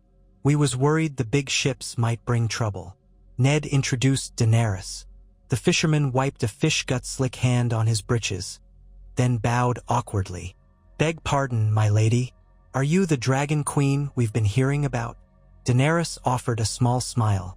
"I am Daenerys Targaryen, yes. The men on those ships are here to help end the war, not to harm you." The fisherman scratched his head. "Well, if that's so, we'll be glad to see no more Lannister sails. They burned half our neighbors' boats down the coast. Families starved. If you drive them away, you'll have our thanks." Daenerys's voice carried quiet resolve. "I will do my best. No one should suffer so needlessly." Satisfied, the fisherman and his crew returned to hauling nets, and Daenerys moved on. Ned watched her carefully.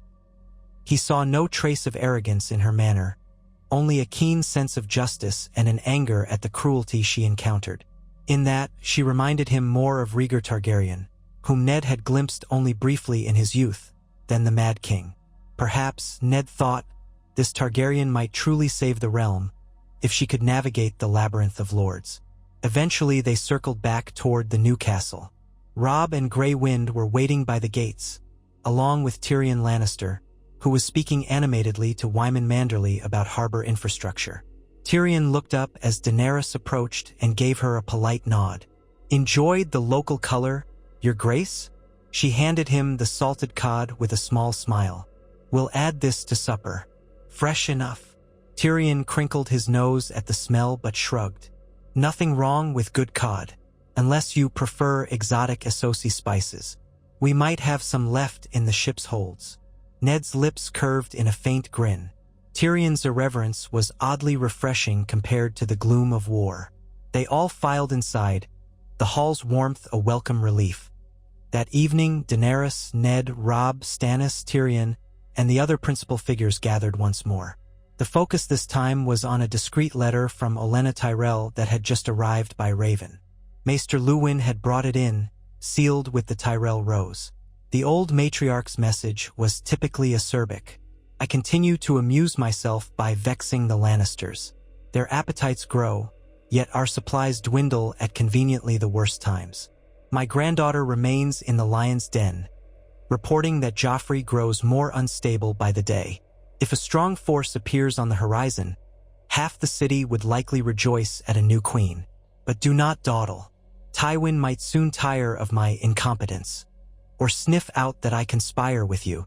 My dear Mace Tyrell dithers, but I keep him in line. When war is near, let me know at once. I will pluck the rose from the Red Keep, so to speak, and bring our swords to your side. Olenna Tyrell." Ned read the words aloud. Daenerys smiled wryly. "She is bold. Good. That may be precisely what we need." Stannis gave a short exhalation. "She speaks of half the city rejoicing. We cannot rely on that. King's Landing may yet resist once the Lannister guards close the gates." Tyrion peered at the parchment. "She's skilled enough in intrigue to orchestrate a revolt at the right moment, though. If your dragons loom overhead, if the blockade starves the city, if the Tyrell men in the city sabotage from within, we might see a swift fall." Daenerys considered. "Then we must coordinate carefully. I will sail to Dragonstone soon, secure my armies. I trust Lord Stannis to gather his Stormland loyalists. Lady Olenna will move at the first sign. Meanwhile, Lord Stark can maintain the threat from the north, keeping the Lannisters from sending all their forces south. If Tywin tries to shift men to defend the city, the north might push down from the neck. Robb nodded. We stand ready, though I'd like to see some respite from these raids, or at least the resources to push them back completely. Tyrion smoothed a scroll. Given your father's prior arrangement with the Iron Throne, the Lannisters likely have enough fear of you that they won't commit a full invasion. They've been trying to bleed you, but that's all. Once word spreads of a Targaryen landing, they may redirect their best troops. That should buy the north some relief. Ned agreed, though caution weighed on him. Tywin's cunning was legendary.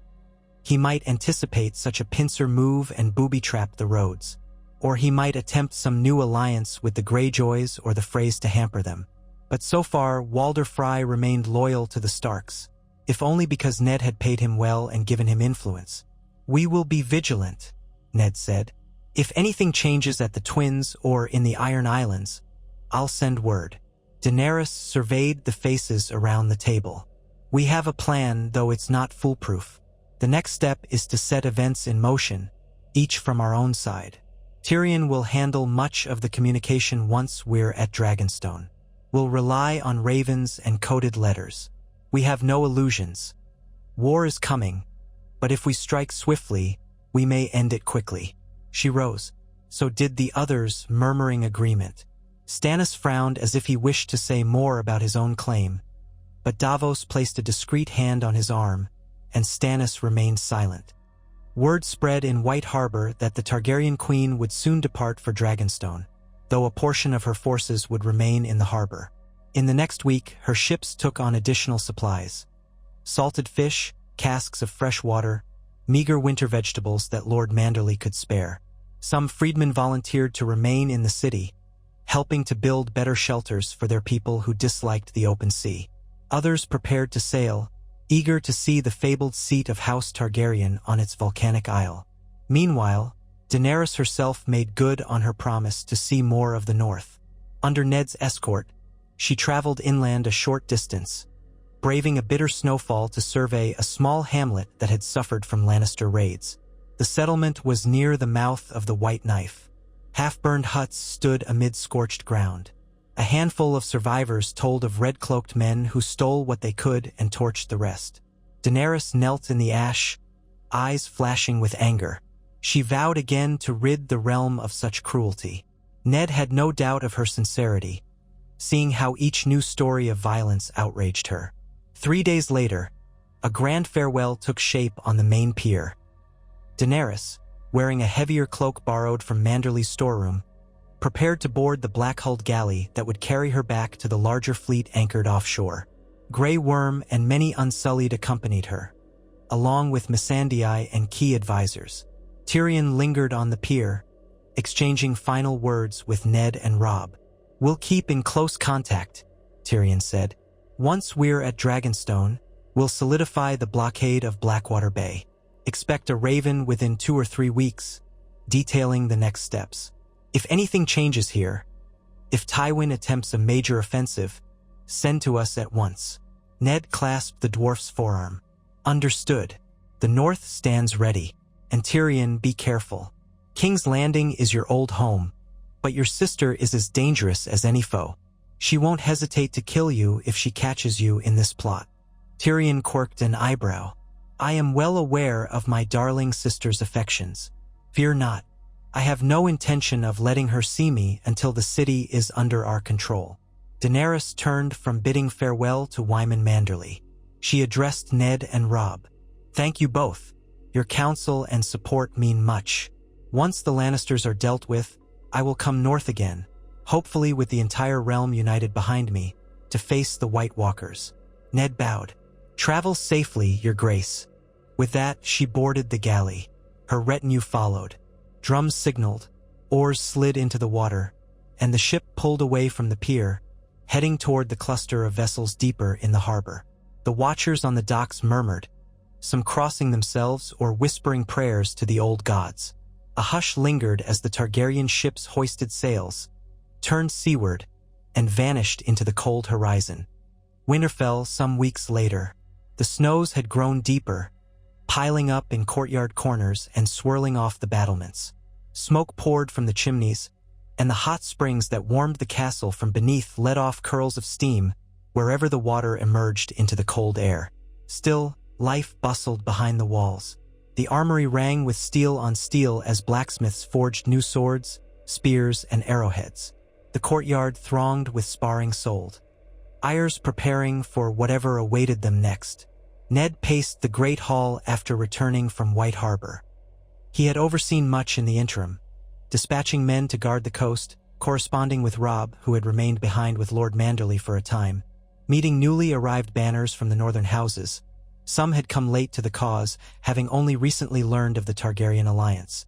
All the while, rumors swirled that Daenerys had reached Dragonstone, that dragons soared above the Blackwater, that Tywin Lannister was massing men near Harrenhal. But no confirmation had come.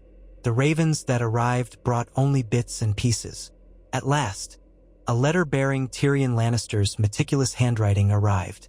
It was addressed to Ned, sealed with a black wax impression of a three-headed dragon, apparently Daenerys's personal seal.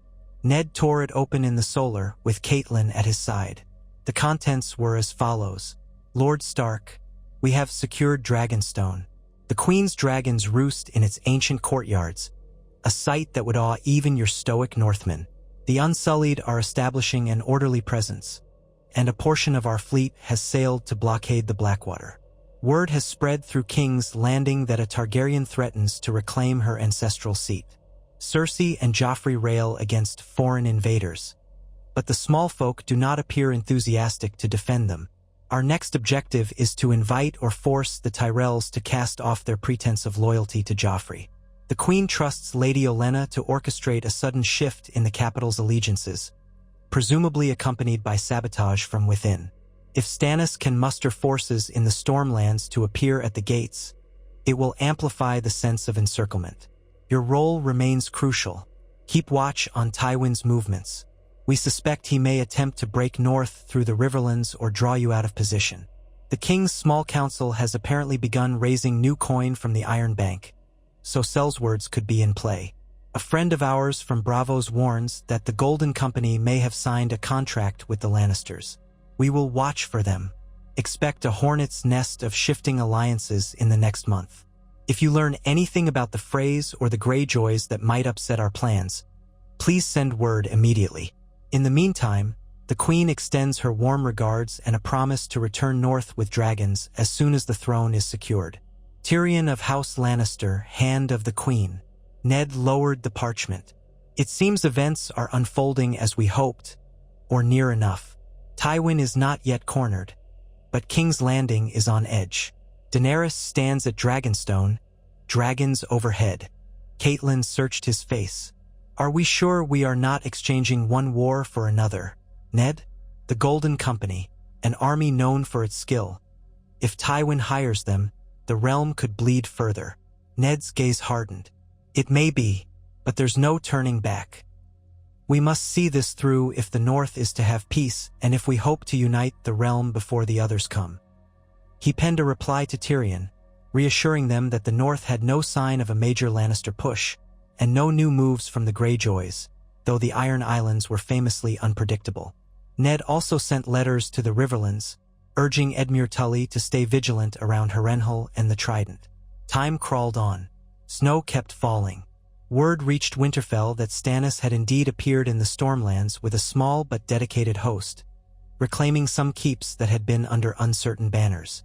The lords there, weary of Lannister extortion, seemed to accept Stannis' promise that a Targaryen queen would free them from tyranny. From the Vale came no official message, though rumors spoke of internal strife. Littlefinger's name was whispered as having grown wealthy enough to bribe certain knights to remain neutral. Ned shook his head at that. Peter Baelish had once been close to Catelyn, but his ambitions had proven toxic.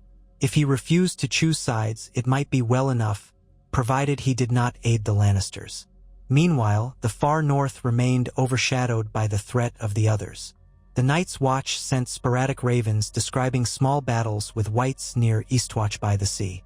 Jon Snow wrote that the Watch was planning an expedition to the frozen shore, seeking to track the White Walkers' movements. No major assault had come yet, but the tension was palpable. "It is like waiting for an avalanche," Jon wrote. "We know it will come, but not when." Ned's dreams turned anxious, haunted by visions of pale figures gliding through swirling snow. Each morning, he rose to face the day's burdens, steeling himself with the knowledge that soon, perhaps, the entire realm would be free to unite against the dead. If Daenerys and Tyrion succeeded in toppling Joffrey swiftly, if the Tyrells turned, if Stannis pressed from the south, it might all be possible. The day the next major shift occurred dawned unexpectedly bright, the sun glinting off the snowy ramparts of Winterfell.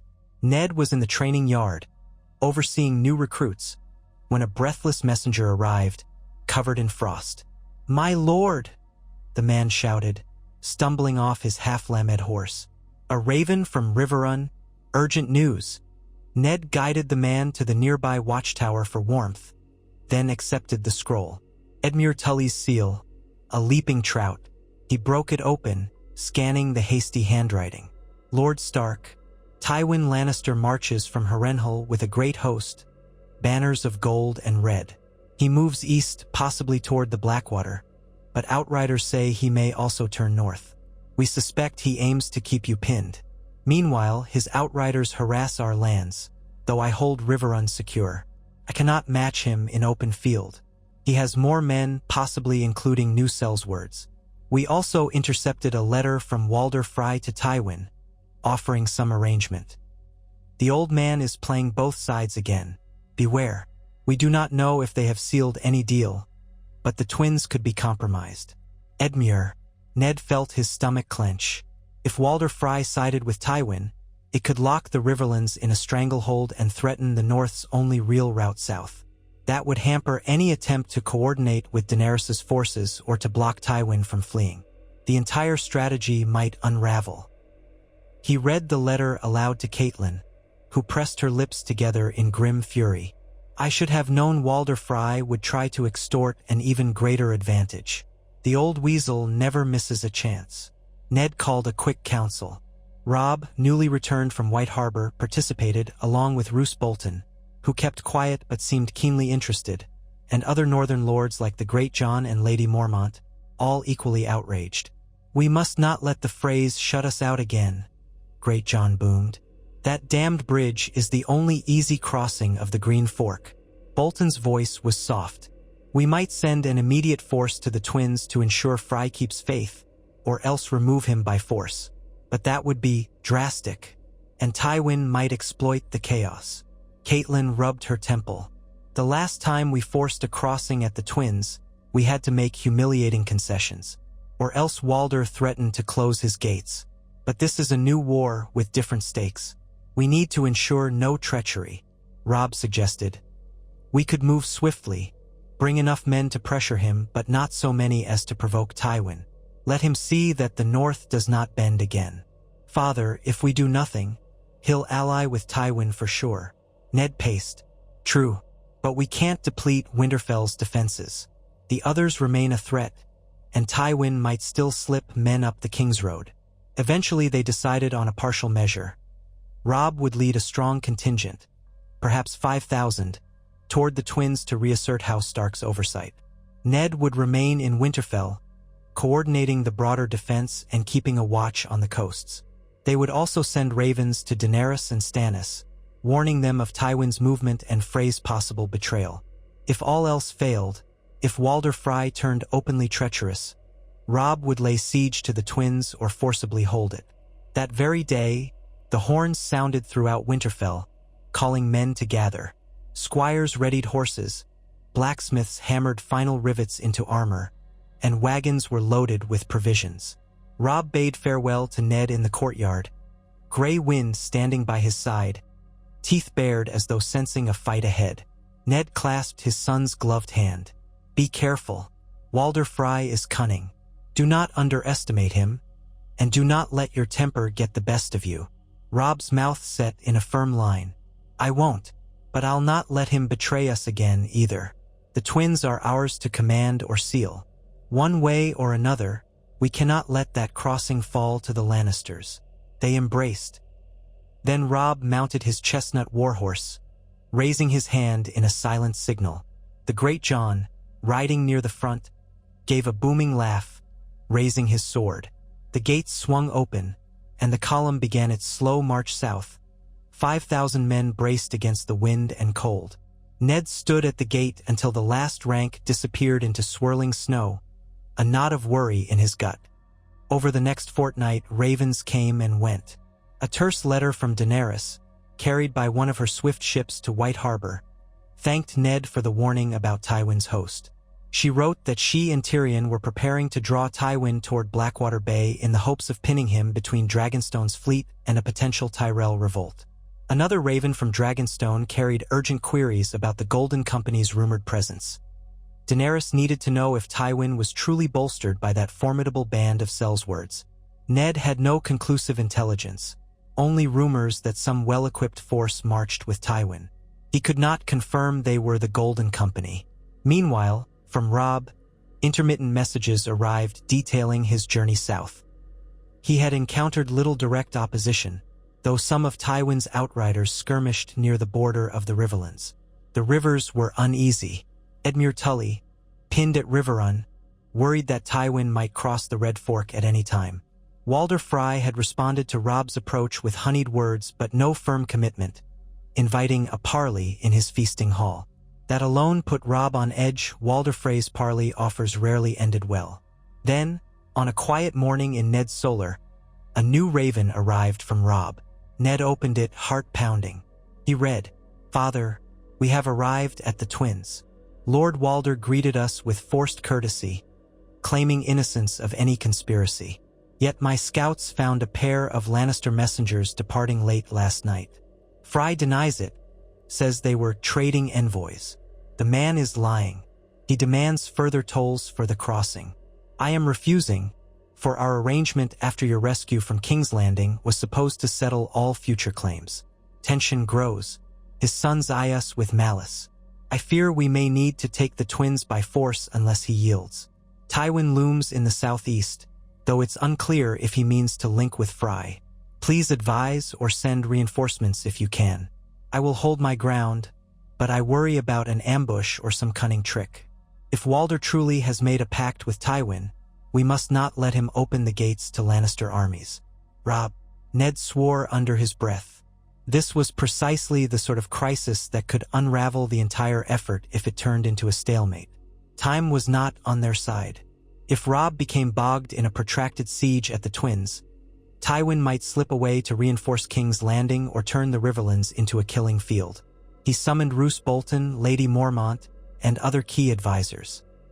They agreed that Ned could not leave Winterfell unguarded, but perhaps he could lead a smaller force, just enough to tip the balance, while still leaving a garrison for the north. Bolton volunteered to accompany him, though Ned hesitated to trust the man fully. Still, Bolton's cunning might be useful dealing with Frey.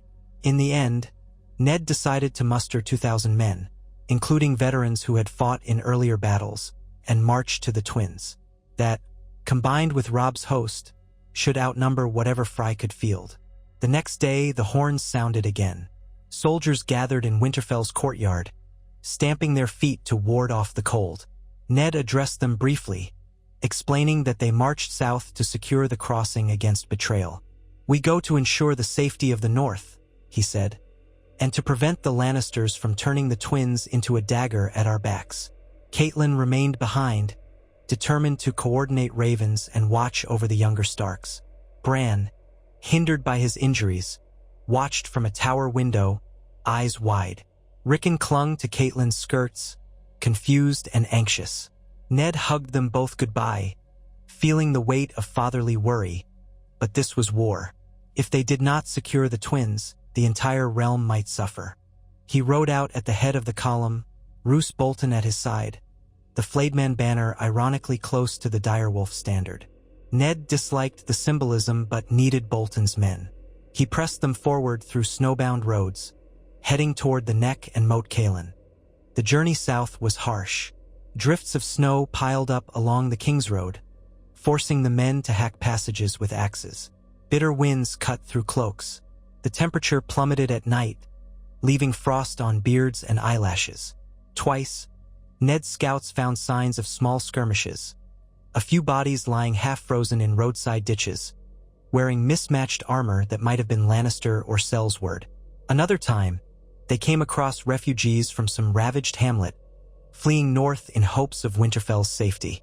Ned spared what provisions he could, urging them to shelter at Moat Cailin or any holdfast that stood open. After 2 weeks of slow march, they reached the edges of the swamplands marking the neck.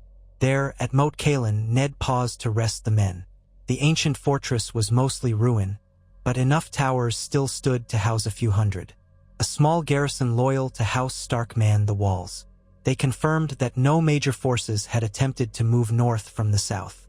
Tywin's host remained near Harrenhal or further east, apparently. Pressing on, Ned and his men navigated the causeways through the neck. The bogs were partially frozen, yet treacherous. Crocodiles and serpents, rumored to dwell in these wetlands, had retreated from the cold, but the twisting paths could still swallow a horse if one misstepped. Crannogmen from House Reed sometimes guided them, exchanging news. They reported seeing small Lannister scouting parties, but none had braved the neck in force. Eventually, the land rose again, turning into the rolling plains of the Riverlands. Here, the signs of conflict grew clearer. Farmsteads burned, fields lay fallow, and the roads thronged with anxious small folk. Some recognized Ned Stark's banner and cheered, or pleaded for assistance, or told rumors of Tywin's men pillaging to the southeast. Ned listened patiently, instructing his outriders to keep watch for any approach. He suspected time was short. Freys could betray them at any moment if they smelled an advantage. At last, they beheld the twins across the wide expanse of the Green Fork. 2 tall keeps, near mirror images, faced each other across the river, connected by the famous stone bridge. Ned saw tents and banners on the northern bank. Robb's host had encamped there, presumably to blockade the crossing from that side.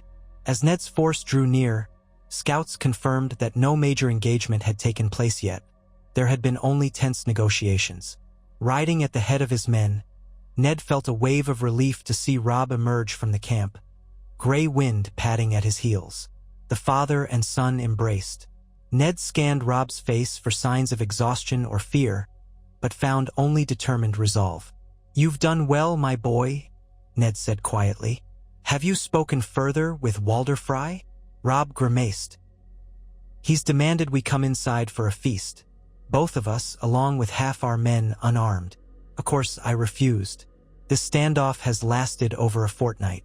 He threatened to close the gates entirely if we do not pay double the toll from before. He also denies any dealings with Tywin, though we found 2 Lannister riders leaving in the night. He called them travelers seeking refuge. It's maddening." Ned's jaw set. "We cannot allow this to persist. If Tywin's host arrives, the Freys might open the bridge to them. That would put tens of thousands of Lannister men on our flank." Roose Bolton rode up, arching a pale brow. "Perhaps we should accept Lord Walder's feast invitation, but bring enough guards to discourage treachery. Or pretend to accept, then capture him in his hall. A quick stroke might suffice." Ned frowned, uneasy with Bolton's suggestion, though he recognized the strategic advantage. "Let me try reason once more. If that fails, we will consider stronger measures." He thought of how close he had come to losing his head the last time he attended a friendly gathering in King's Landing. That evening, under a flag of parley, Ned, Robb, and a small entourage rode closer to the Northern Twins' gates. An old Frey captain, wearing the Twin Tower sigil, met them with suspicious eyes. "Lord Walder says he'll receive you in the presence of 4 men only, no more, in the Great Hall. You must disarm." Robb bristled, but Ned held up a hand. "Very well, but we will bring our swords to the gate. Then your men can hold them. We will not let ourselves be separated from our arms miles away."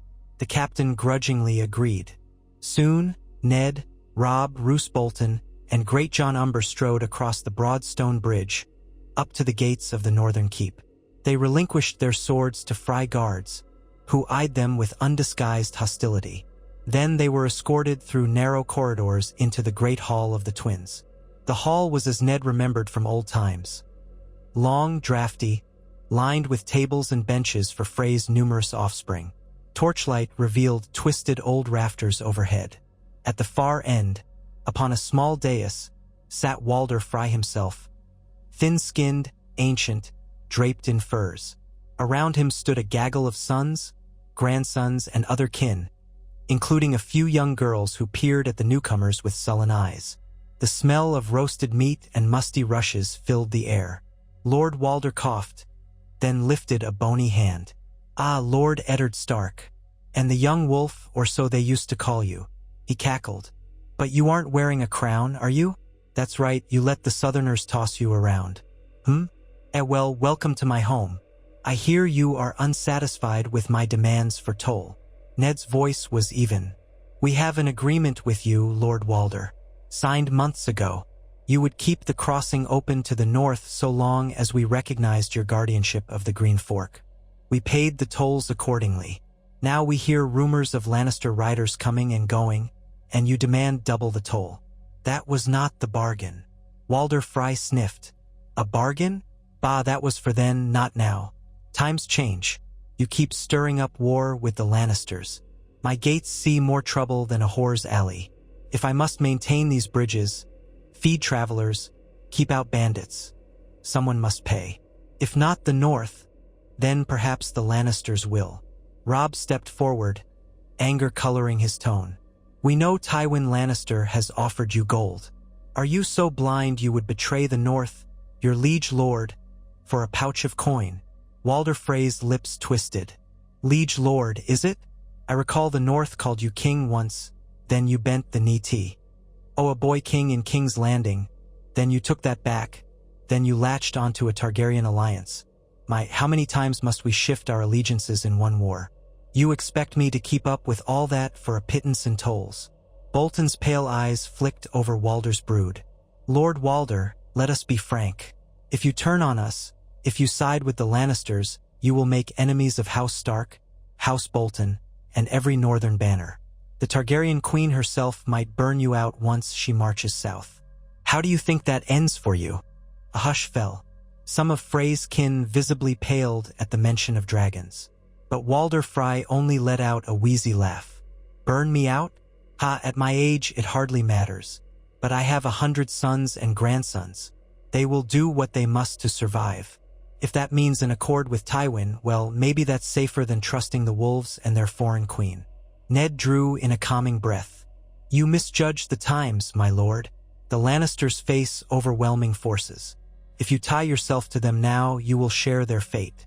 And if the realm fails to unite, the others will devour us all. I doubt even your gates can keep out the dead." Walder Frey squinted, drumming spidery fingers on the arm of his seat. "The others, the White Walkers, bah, childish tales. No, what's real is coin and armies on my doorstep.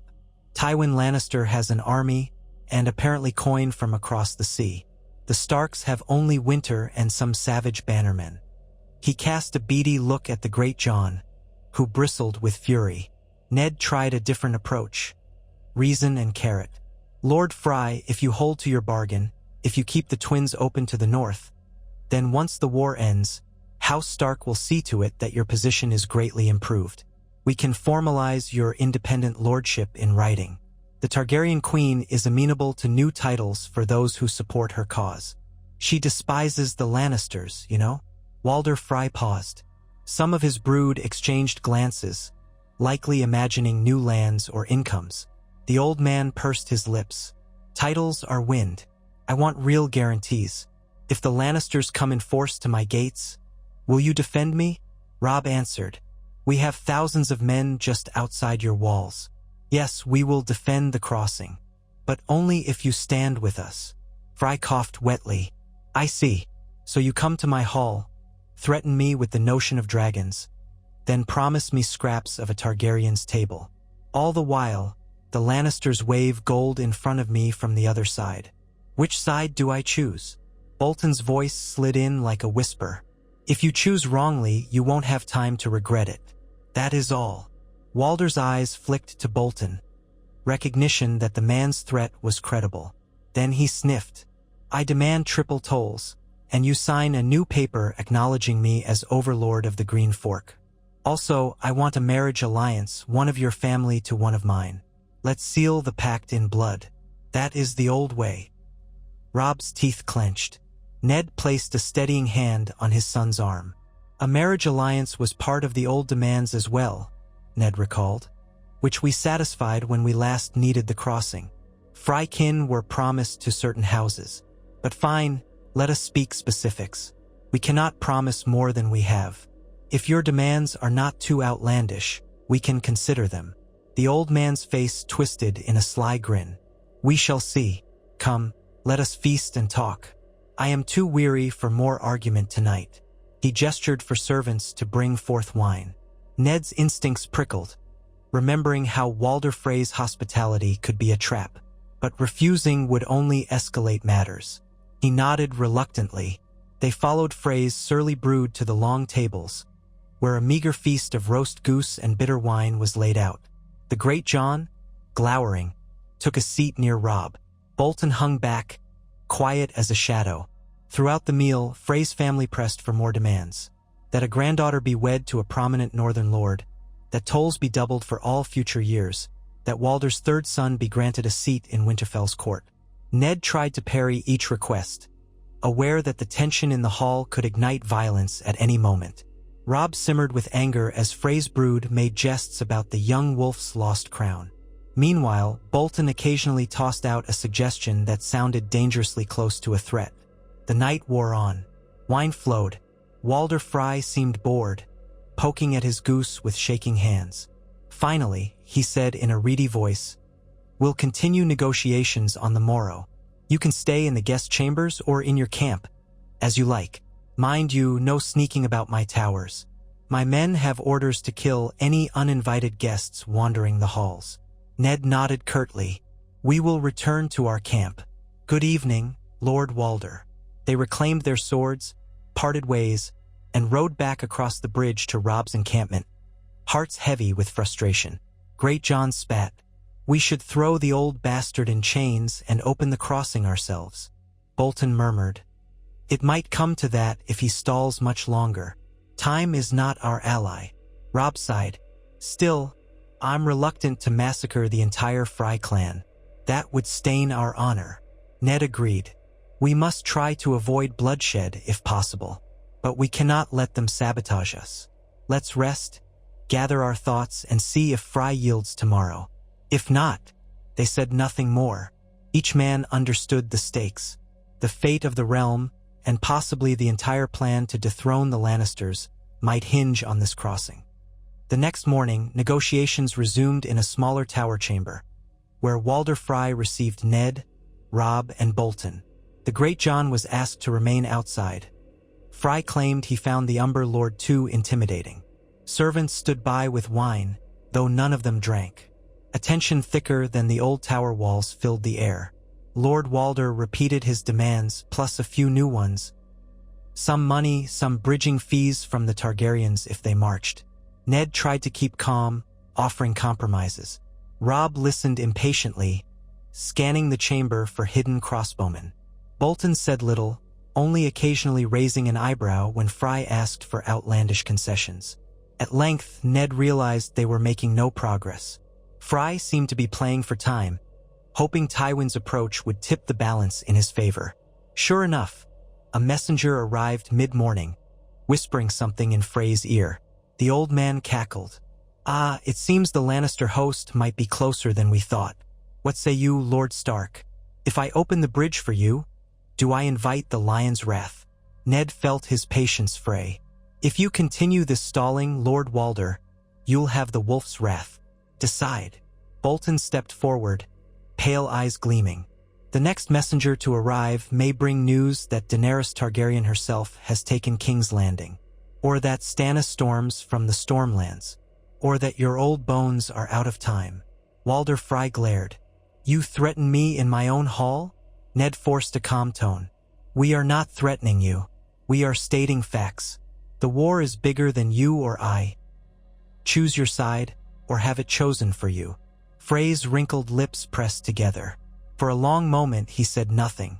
Then he flicked a gnarled finger at Ned. "All right, here is my final offer. You pay me the tolls you did before, no doubling, no tripling, and you confirm again that the twins are an independent seat, free from the Riverlands' oversight. In return, I will keep the crossing open. But I demand that your son, the young wolf, take one of my granddaughters to wife. No more dodging. A wedding sealed and done in a fortnight. That ensures your loyalty to House Frey." Robb's eyes flashed. "I am already promised." Ned halted him with a hand. He remembered the fiasco of Robb's broken betrothal in some variations of earlier negotiations. But now the stakes were so high. "Lord Walder," Ned said slowly, "we have certain family obligations that must be respected." Frey sniffed. "Spare me. If you refuse, I'll not only close my gates, I'll let Tywin's men cross if they arrive. I have over 1,000 men in these towers. You can storm them, but that will cost you dearly. Meanwhile, Tywin shall march. The result is chaos. Do you want that?" A thick silence. Robb stared at Ned, anguish in his eyes. Ned's mind raced. A forced marriage alliance to a Frey granddaughter was a distasteful notion, especially for Robb, who might love someone else. But Walder Frey was cunning enough to pick exactly the kind of demand that could bind House Stark. He must have heard rumors that Robb had no formal bride at present, that his earlier betrothal had never been truly sealed. Bolton spoke in a low voice. "We cannot risk open war with the twins, my lord. If Tywin arrives soon, we'll be crushed between. The realm itself might fall to disorder." Robb's jaw clenched. "Father!"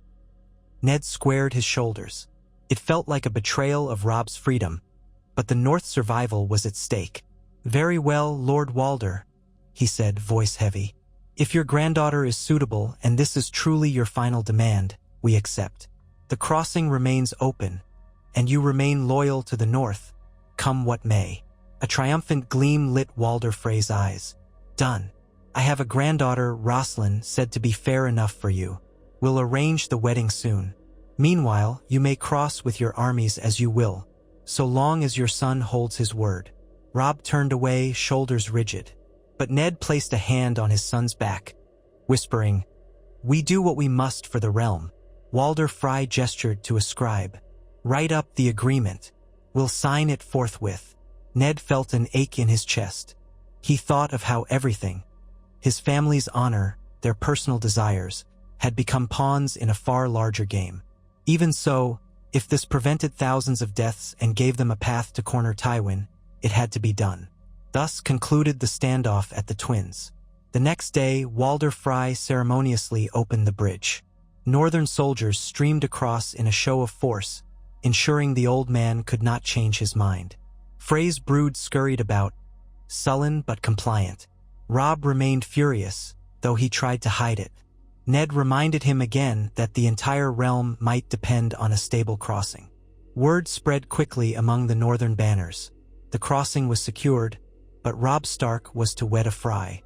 Some lords grumbled, though most recognized the necessity. The Great John, always blunt, said, "I'd rather see that old goat pinned to the gate. But if this spares us a war on two fronts, so be it." Bolton gave Ned a cryptic nod. "Your forbearance may have saved many lives. Let us hope it does not cause new strife in time." With the twins' situation resolved for now, Ned began maneuvering forces. Robb would hold the crossing with half the host, ensuring Walder Frey did not renege. Meanwhile, Ned would take the other half southeast, aiming to bolster Edmure Tully near Riverrun. If Tywin still lurked around Harrenhal or the Red Fork, they might catch him in a vice, particularly if Daenerys advanced on King's Landing. Before departing, Ned called Robb aside. They stood on the western bank of the Green Fork, gazing at the twin castles in the cold morning light. Ice floes drifted downstream, and gray wind prowled the shallows, sniffing the frosty air. "I'm sorry," Ned said quietly. "I know you didn't want this, but I see no other way." Robb exhaled, his breath a cloud. "I understand. I'll do my duty. If it helps us end the war, it's worth it. I only wish it didn't have to be like this." Ned put a hand on his son's shoulder. One day the war will end, and we can rebuild. We'll find some happiness, I promise. But first, we must ensure the realm stands. We must face the Lannisters, then the others. Robb nodded, eyes distant. Go. Drive Tywin from the Riverlands. I'll keep the Freys in line. They embraced. Grey wind patted over, letting out a low whine. Robb knelt to rub the direwolf's ears. Then Ned turned, mounting his horse.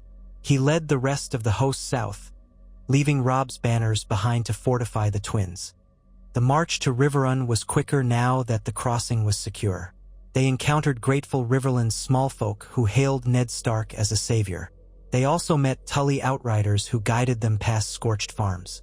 Tywin's men had indeed raided widely, but it seemed the main force was concentrated somewhere near Harrenhal, the ruined fortress on the northern shore of the God's Eye. Harrenhal loomed in the distance one misty dawn, its black towers twisted by dragonfire centuries ago. Ned felt a chill at the sight. Once, the mightiest castle in Westeros, now cursed. Edmure Tully rode out from Riverrun with a few hundred men to greet Ned's arrival. They met on a wooded road by the Red Fork. Ned dismounted to clasp Edmure's hand. He found the younger man haggard, with dark circles under his eyes.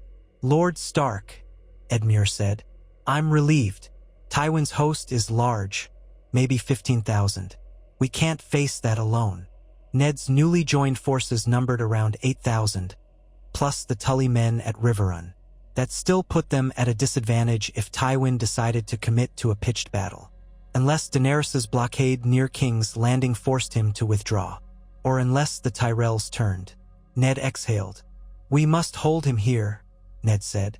Even if we cannot defeat him, we can prevent him from marching north or reinforcing the capital. Lady Olenna's sabotage might soon blossom.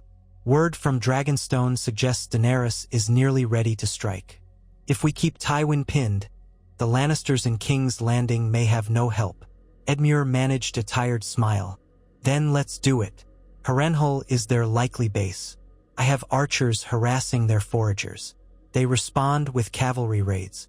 It's a deadly dance, but we'll endure. Ned set up camp near Riverrun's walls, forging a defensive perimeter along the Red Fork.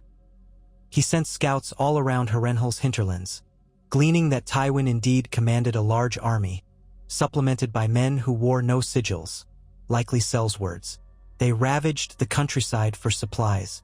The peasants near Harrenhal cursed them, yet had nowhere to flee. Some days passed. The snows lessened briefly, replaced by icy rain. A gloom settled over the Riverlands. Ned organized defenses, built palisades, posted watchers. Each day, outriders skirmished with Lannister scouts. Each night, Ned prayed the war in the south advanced quickly. Then, at last, a new raven arrived from Dragonstone. Tyrion's letter was short but electrifying. Lord Stark, it begins. The Tyrells have made their move. Olenna escorted Margaery out of King's Landing, feigning illness. The city rumbles with discontent. My queen's fleet stands ready at Blackwater Bay. Stannis threatens from the Stormlands. King's Landing is on the brink of revolt. Tywin's presence is sorely needed, but he is pinned away from the city. Should he try to march, intercept him? This is our moment to end the war swiftly. If all goes well, the lions will lose their den, and the realm can unite. Tyrion Lannister. Ned read it aloud to Edmure Bolton, who had caught up with him, and the gathered lords in the command tent. Cheers broke out among some. This was the sign they had awaited. Bolton murmured, "If Tywin does not react, he loses the capital. If he does, he tries to break through us. That is our chance to strike." Ned nodded. "We must be ready. If he marches for King's Landing, we harass him. If we can defeat him, the war might end in a single blow. Then Daenerys can claim the throne." Edmure glanced at the map. He might attempt to cross near the Blackwater Rush, or circle around through the Westerlands, though that would take longer. We need eyes on every route. They prepared intensively, placing watchers at fords and crossing points. The local peasantry, long outraged by Lannister depredations, offered to guide Ned's men through hidden forest paths. Days ticked by in an agonizing wait. Finally, scouts came galloping in one evening with news. Tywin's host was leaving Harrenhal, marching southeast with all banners. It appeared he was heading for King's Landing. "We ride," Ned said grimly. "Summon the host. We move at dawn to intercept, or at least to slow him." Under a pale sky streaked with pink and gold, Ned's combined forces marched out, leaving a token garrison at Riverrun. The roads were muddy, the rivers swollen with meltwater. The men trudged on, determined. Scouts shadowed Tywin's column from a distance, sending back updates via swift riders. It seemed Tywin had 15,000 or more, including horsemen, crossbowmen, and those dreaded sellswords. By contrast, Ned could muster around 10,000. A direct confrontation might be risky, but if Daenerys threatened King's Landing, Tywin might be forced to push past them quickly. The chase stretched across the riverlands. Farms burned, fields churned to mud by so many boots. Ned's outriders fought skirmishes with Lannister cavalry, capturing a few. Interrogation revealed that Tywin was indeed desperate to reach King's Landing, for rumors said the city teetered on the brink of open rebellion. If Daenerys' fleet assaulted the Blackwater, Joffrey might be dethroned in weeks or even days. At last, the moment arrived near the crossroads between the Blackwater Rush and a winding tributary. Ned's scouts reported Tywin's main host had halted to rest. Sentries dotted the ridge lines. If the Northmen attacked at dawn, they might disrupt Tywin enough to slow him further. A decisive victory seemed unlikely, but even a partial victory might doom the Lannisters if the capital fell in the interim. Night blanketed the land. Ned's men camped in the lee of a wooded hill, damp and cold. He walked among them, ensuring the fires were carefully hidden from the Lannister scouts. Roose Bolton offered a plan to flank Tywin's pickets by night, but Ned deemed it too risky with untested terrain. Instead, they'd wait for dawn, then engage. Edmure Tully brought up his archers, spongy ground be damned. Morale was guardedly high. Men spoke of how a Targaryen queen hammered at the gates of King's Landing, and the war might soon end. In a tent lit by a single lantern, Ned conferred with his captains. Bolton hovered, silent except for the occasional suggestion. Edmure Tully rubbed tired eyes. "I never wanted this war, but I'll see it through for my people." Ned nodded in agreement. Before dawn, horns sounded softly in the gloom. Ned roused his soldiers. They formed ranks, the direwolf and trout banners flapping in a light wind. Tension charged the air.